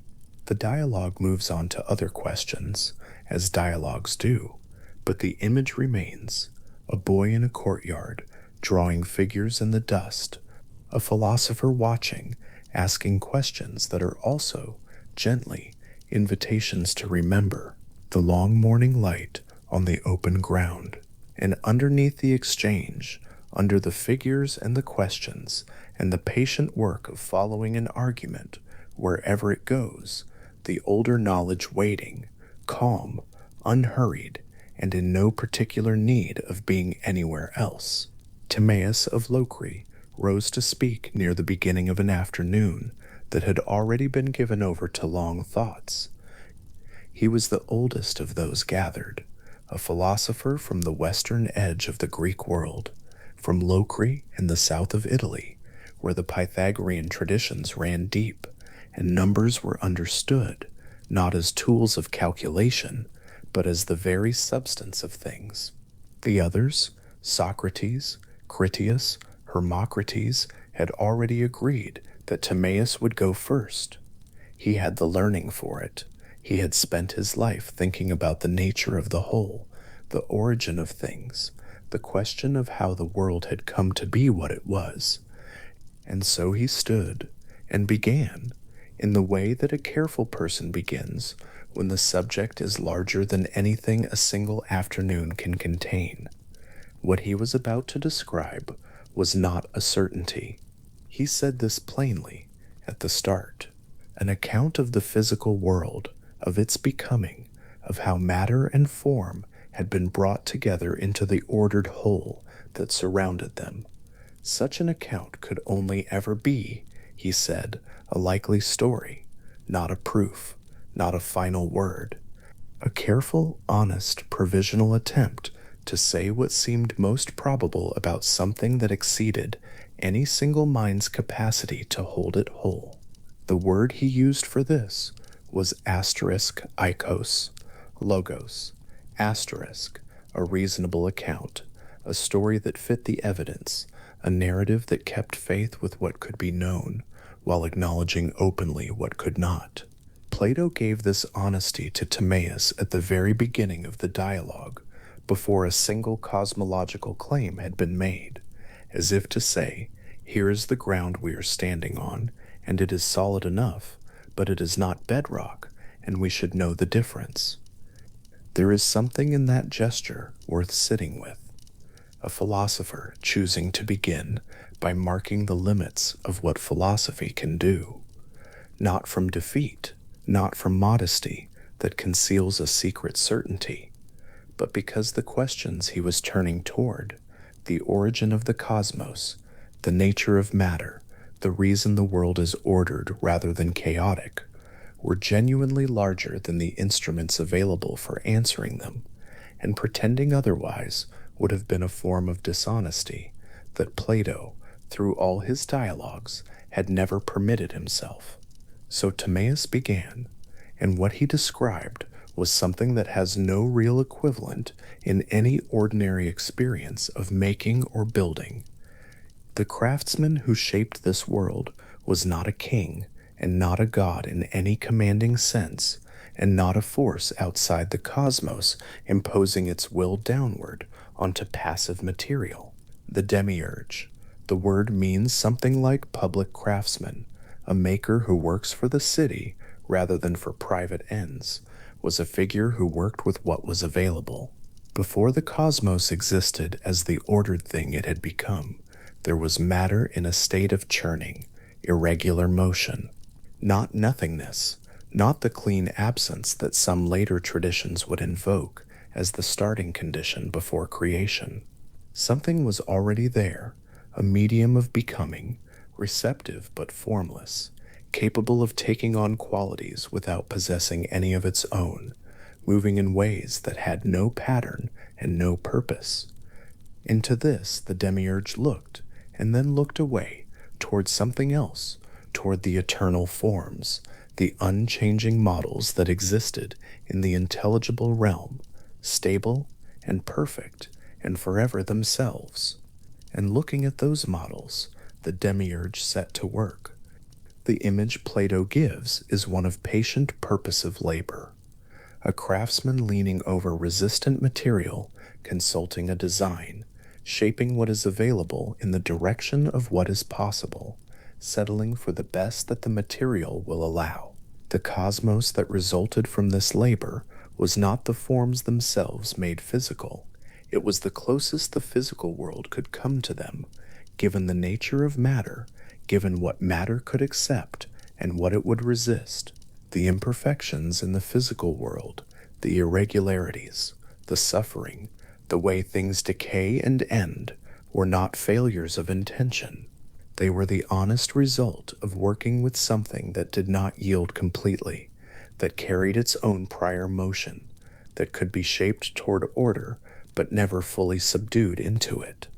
This is a vision of creation that holds difficulty with remarkable equanimity.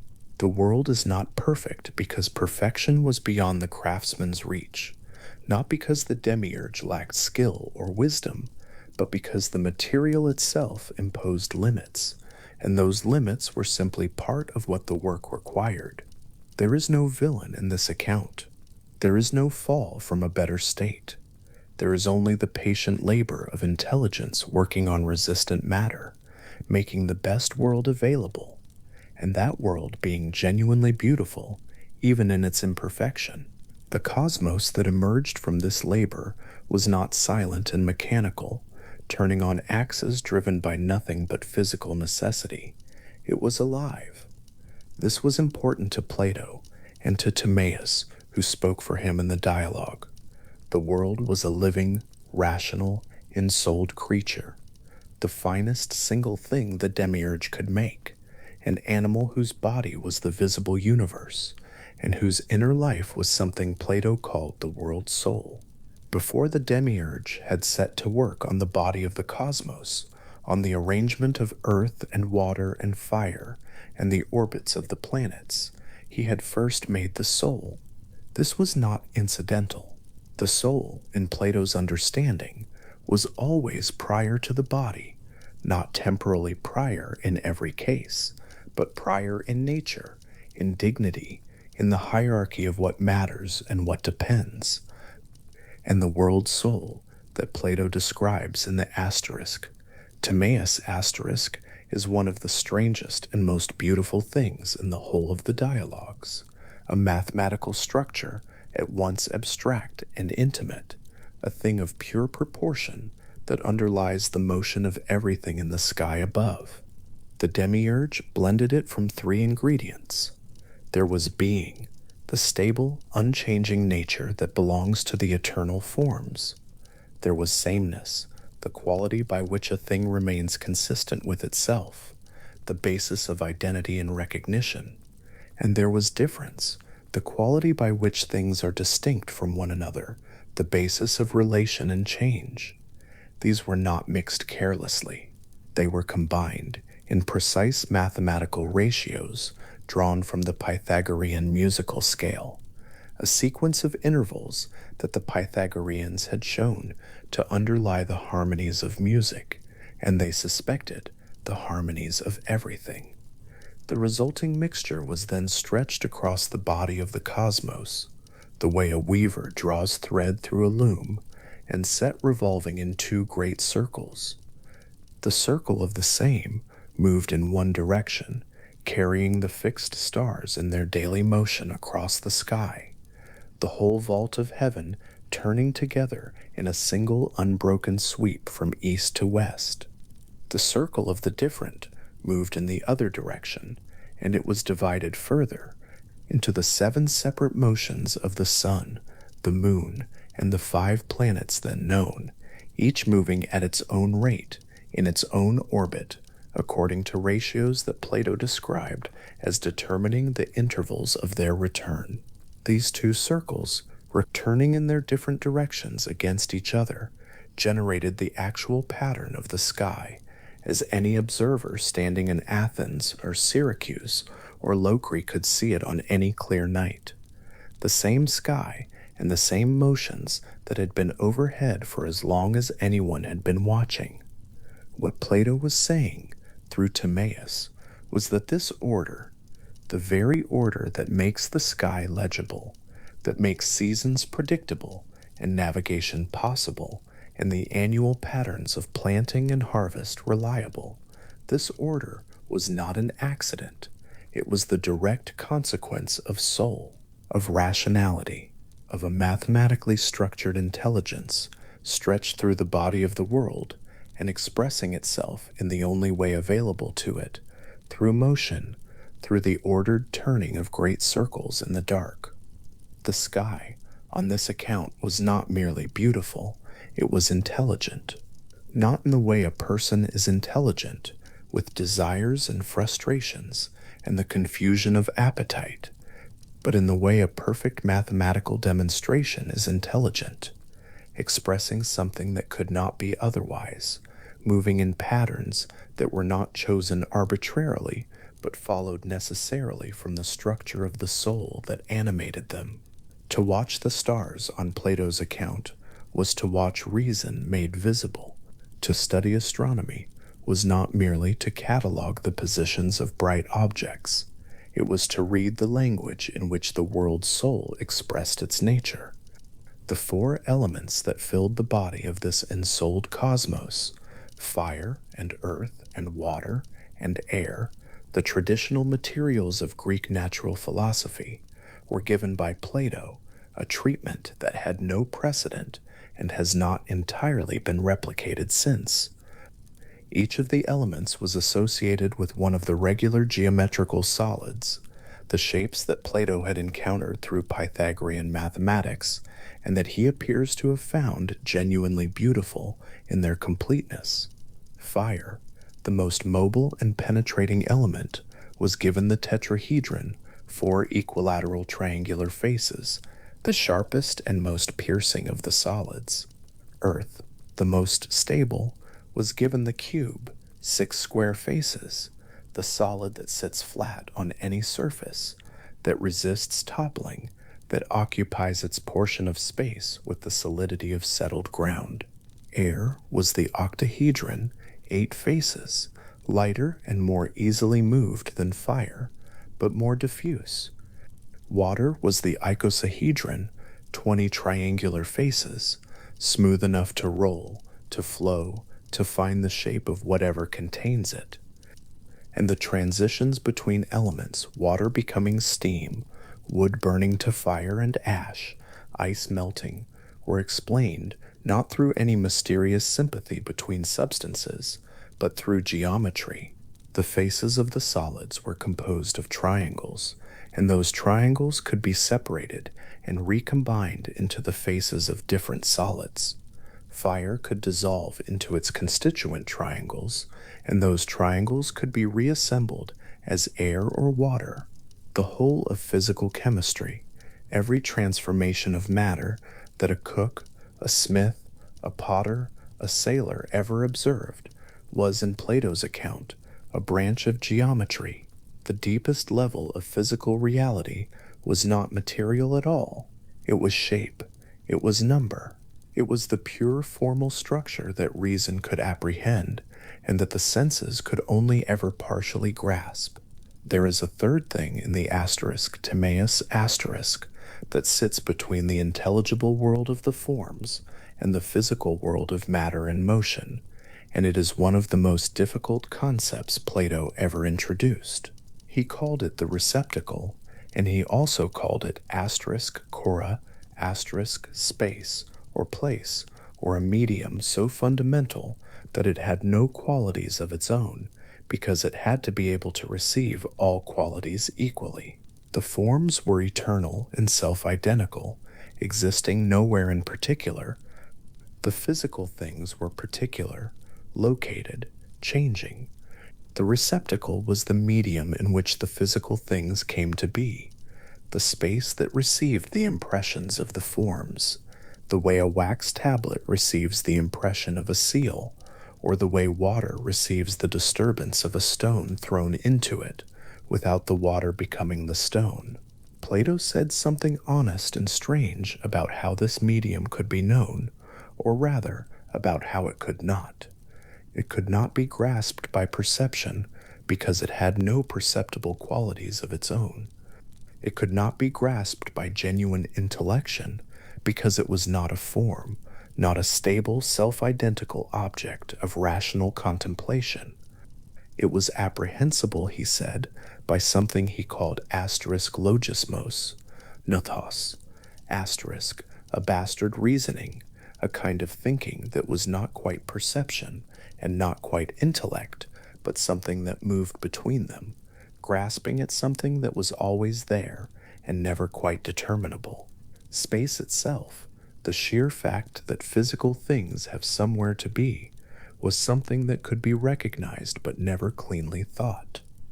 Plato put this in the dialogue and left it there, a permanent difficulty at the foundation of his cosmology, without apology and without resolution. It is worth pausing on what this amounts to. The philosopher who had distinguished the forms from the sensible world more sharply than anyone before him, who had argued that genuine knowledge required objects that were eternal and unchanging, here found himself acknowledging that the most basic feature of the physical world, the bare fact of extension, of there being somewhere for things to be, resisted the categories he had built to understand it, not because he had not thought hard enough, because the question ran to an edge that his instruments could not cross. He put that edge in the dialogue, clearly marked, rather than smoothing it over. This is what the asterisk Timaeus asterisk does, repeatedly. It offers the most careful, most mathematically refined account of the physical world that Plato could construct, and then shows you where the account stops being adequate, where the likely story runs out of likelihood, where the craftsman's best available version begins to show its seams. This is not failure. It is the particular form of honesty that philosophy, at its best, maintains. The dialogues themselves, not just the asterisks Timaeus asterisks, but the full range of them, from the early short conversations about piety and courage to the long examinations of justice and the good, from the intimate death scene of the asterisk fadio asterisk to the political architecture of the asterisk republic asterisk and the cosmological ambition of the asterisk Timaeus asterisk, have a quality that is difficult to name, but unmistakable once felt. They do not close. Every dialogue ends, but none of them concludes in the way a finished argument concludes. The questions they raise are handed back to the reader still open, still moving, still requiring something. Not because Plato was unable to find the answers and wanted to hide that inability behind dramatic form, but because the questions are genuinely of that kind, questions whose depth cannot be plumbed in a single inquiry, whose full range of implications no single person can hold simultaneously in view. The question of what justice is in the asterisk republic asterisk remains open after 9 books and thousands of words. The question of what the soul is, what it is made of, and where it goes, and how it knows what it knows, is examined from multiple angles in multiple dialogues, and left finally in the condition of something carefully studied rather than definitely known. The question of what the good is, the form of the good that Plato placed at the apex of the hierarchy of forms, and described as lying somehow beyond being itself, as the source of being and intelligibility for everything else, while itself exceeding both. This question is gestured toward in the asterisk republic asterisk with a kind of deliberate restraint, as if Plato knew that any direct statement of what the good was would necessarily fall short of it, and that pointing was the most honest form of reference available. Later thinkers would return to these open places and attempt to fill them. Plotinus, working in the 3rd century of the Common Era, would take the form of the good and identify it with the one, the absolute first principle from which all existence emanated in a great hierarchy of being, soul, and matter, a reading of Plato that was also a development of him, an amplification of possibilities Plato had left open, rather than a simple transcription of what Plato had plainly said. Augustine would read the intelligible world of the forms as the mind of God, would find in Plato's separation of the eternal from the temporal a philosophical preparation for the distinction between the divine and the created that his own theology required. The Arabic philosophers of the medieval period would carry Plato's texts into traditions that would preserve and extend them when the Western Latin world had largely lost access to the original Greek. In the 15th century, in Florence, Marsilio Ficino sat in a candlelit room in a villa outside the city, a villa whose owner, Cosimo de' Medici, had given it to him specifically for the purpose, and translated the complete dialogues of Plato into Latin for the first time in the Western medieval tradition. The Greek texts had survived in Byzantium, carried westward by scholars fleeing the fall of Constantinople in 1453. Ficino worked through them over years, and what he produced was not merely a translation, but a resurrection, the words of Plato becoming legible to a Latin reading world that had known him mostly at a remove through commentaries and fragments and the philosophical traditions that had been built on interpretations of interpretations. When Ficino was finished, the dialogues were back in the world, and they had been waiting patiently. 15 centuries had passed between the afternoon Timaeus rose to speak and the afternoon Ficino bent over his desk in the lamplight, but the questions had not aged. The question of what the soul was, the question of what it meant to know something rather than merely to believe it, the question of what the highest thing was that a human life could be directed toward. These had not been answered in the interval.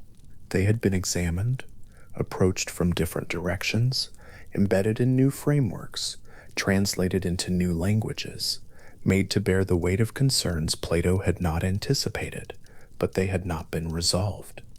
They were still what they were when Plato first put them into the mouths of his speakers.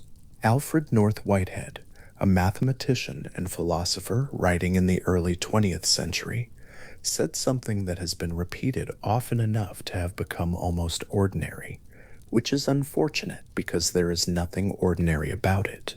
He said that the safest general characterization of the European philosophical tradition was that it consisted of a series of footnotes to Plato. He was careful about what he meant. He did not mean that later philosophers had been copying Plato, or that they had been circling the same small territory without progress, or that nothing genuinely new had been thought since the 4th century before the Common Era. He meant that the range of questions Plato had opened was so comprehensive, so penetrating in its reach, that the major movements of subsequent philosophical thought could largely be understood as elaborations, critiques, reversals, and returns to themes that Plato had introduced without closing. Later thought did not repeat him. It continued a conversation he had started, which is a different thing, and perhaps a larger one. There is something steadying in that observation, held at the right distance, not as a claim about Plato's greatness or the poverty of what came after, but as a description of what certain questions do when they are asked honestly and carefully enough. They open a territory rather than surveying it. They begin an inquiry rather than concluding one. They make possible a conversation that outlasts the person who started it by centuries, by millennia, by whatever further time the questions continue to be held. The demiurge, in the asterisk Timaeus asterisk, looked at the forms and then looked at the material before him and worked as carefully as he could to bring the second into the image of the first. The result was imperfect, as it had to be. Matter resisted. The eternal could not be fully pressed into the temporal without leaving gaps, asymmetries, the particular texture of a world that is aspiring toward its model without ever fully achieving it. But this imperfect world, this churning, changing, beautiful, decaying, mathematically ordered, ensouled cosmos, was, Plato said, the best world that could be made from what was available. There is consolation in that framing, if consolation is the right word. Or perhaps it is something more structural than consolation, more like orientation. The physical world is not a mistake. Its imperfections are not evidence of a deficiency in the craftsman's intention. They are the honest trace of effort, of an intelligence at work on materials that could not be made into more than they were capable of becoming. And what they became, the sky turning in its circles, the elements transforming into one another along geometrical lines, the seasons returning, the stars appearing in their patterns over the same hills where Plato once sat and taught, this is already something. Not the form of the good itself, not the intelligible world in its full stability and clarity, but an image of it, made with care, offered as the best available likeness of what lay behind it. Plato was old when he completed the asterisk Timaeus. Asterisk. He had been thinking for decades. He had watched his political ambitions come to nothing in Sicily, had seen the city he loved execute the teacher he admired, had spent his working life inside questions that showed no signs of resolving themselves into answers. And at the end of all that, he sat down and wrote a dialogue in which a character from southern Italy offered a likely story about how the world had come to be, prefaced with the explicit acknowledgement that a likely story was the best available, and that the best available was worth offering seriously and with care. The dialogue ends as the dialogues do, without closing. Timaeus reaches a natural stopping point in his account, the description of the human body and its ailments, the way the demiurge's assistant craftsman fashioned the mortal parts of the soul, and the conversation pauses, open to continuation. Critias is ready to take his turn. There are more things to be said. There are always more things to be said. The questions Plato opened about the nature of reality, about what is most real, about whether the visible world is the whole of the world, about what knowledge is, and whether the soul can be known, about what it would mean for the cosmos itself to be alive and rational and oriented toward the good. These questions are still here. They have been here through every century since the dialogues were written, through the centuries when the Academy stood in its grove of olive trees outside Athens, and through the centuries when it did not, through the periods when the texts were widely read, and through the periods when they were largely lost, through the careful work of translation and preservation, through the disagreements of commentators and the revisions of inheritors, through the construction and the dismantling of philosophical systems that tried to absorb them. The questions themselves remained what they were, not answers. Questions, ongoing, patient, unresolved, available to anyone who turns toward them with the time and the stillness to sit with them. The world soul, in Plato's account, is still revolving. This is the kind of claim that can be taken in different ways. But at the level of image, at the level of what the asterisk Timaeus asterisk offers as its contribution to the imagination, rather than to the catalog of demonstrable propositions, the image holds something. The two great circles of the same and the different, turning in their ratios, generating the motion of the stars and planets by the internal necessity of their mathematical structure. These circles are not somewhere apart from the world, looking down on it from a separate location. They are the world. The world soul is stretched through the body of the cosmos, animating it from within, expressing its nature in every regular motion that the careful observer can detect and measure. The sky above, the same sky that was above Plato's Academy, above Ficino's villa, above wherever the listener finds themselves tonight, carries those circles still. The stars move in their slow arcs from east to west. The planets shift their positions among the fixed stars according to rates and periods that can be calculated, that follow from mathematical relationships that Pythagorean astronomy had begun to map and that subsequent centuries would trace with increasing precision. The circle of the same, the circle of the different, sameness and difference, the two ingredients of the world's soul, expressing themselves in the only way available to them in the physical world, through motion, through the patient, ordered, never-varying repetition of great arcs across the dark. A likely story, a careful and honest account of what seemed most probable, held open rather than sealed, offered as the best available rather than the final word. This is what Timaeus said it was, at the beginning of an afternoon in the dialogue that bears his name, and Plato agreed. The philosopher who spent his life building the most careful account of reality that his instruments could construct ended by acknowledging through his speaker that about the physical world, about the becoming, the matter, the temporal, the world that can be seen and touched but not fully grasped by reason, about this world, a likely story was the most honest thing on offer. There is a quality of rest in that. Not the rest of a question answered, but the rest of a question held without urgency, carried forward into the dark, with neither the anxiety of unresolved incompletion nor the false comfort of a premature conclusion. The demiurge set down his tools at some point. The best available cosmos had been made, as carefully as the material allowed, as close to the eternal model as the temporal could come. The world's soul was woven through it, turning in its circles, giving the whole thing the only kind of life it could have, the regular, mathematical, ensouled motion of a creature whose body was the sky and whose intelligence expressed itself in the returning of the seasons, the wheeling of the stars, the long patience of an order that asked nothing of anyone and offered itself equally to any eye that turned upward. Plato wrote the dialogues. He put the questions in and left the questions open.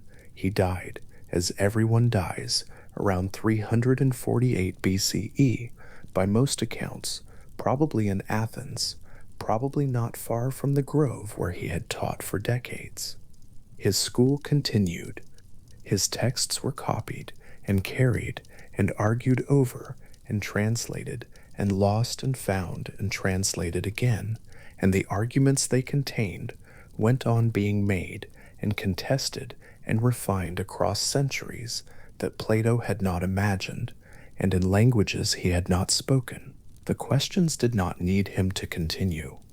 They only needed to be honest questions, genuinely difficult, genuinely important, the kind of questions that once asked cannot be quietly put aside, that return in different forms in different centuries, because the difficulty they point at is not the difficulty of insufficient data or insufficient cleverness, but the difficulty of questions that run to the edge of what thinking can reach and find something there that is not an answer. What is most real? Whether the visible world exhausts reality or points towards something that exceeds it, what it would mean for the cosmos to be alive, what the soul is, what the good is, and whether the highest form of anything could be described accurately or only indicated, the way Plato indicated the form of the good, placing it at the apex of the hierarchy of what can be known, then saying it lay somehow beyond even that, beyond being itself, the source of being and intelligibility for everything that existed, itself not fully capturable in any claim. These are the questions the world soul is still turning around, in its slow circles, in the dark above everything. The two great circles move. The circle of the same carries the fixed stars westward in the night. The circle of the different carries the planets in their separate rates and periods, each planet tracing its own particular path through the sky at its own mathematically determined pace. The ratios hold. The intervals between them correspond to something the Pythagoreans had found in musical proportion, and Plato had built into the structure of the world soul, because it seemed to him the most likely account, because number and proportion seemed to be what remained when everything temporal and contingent was stripped away, the permanent structure underlying the changing surface.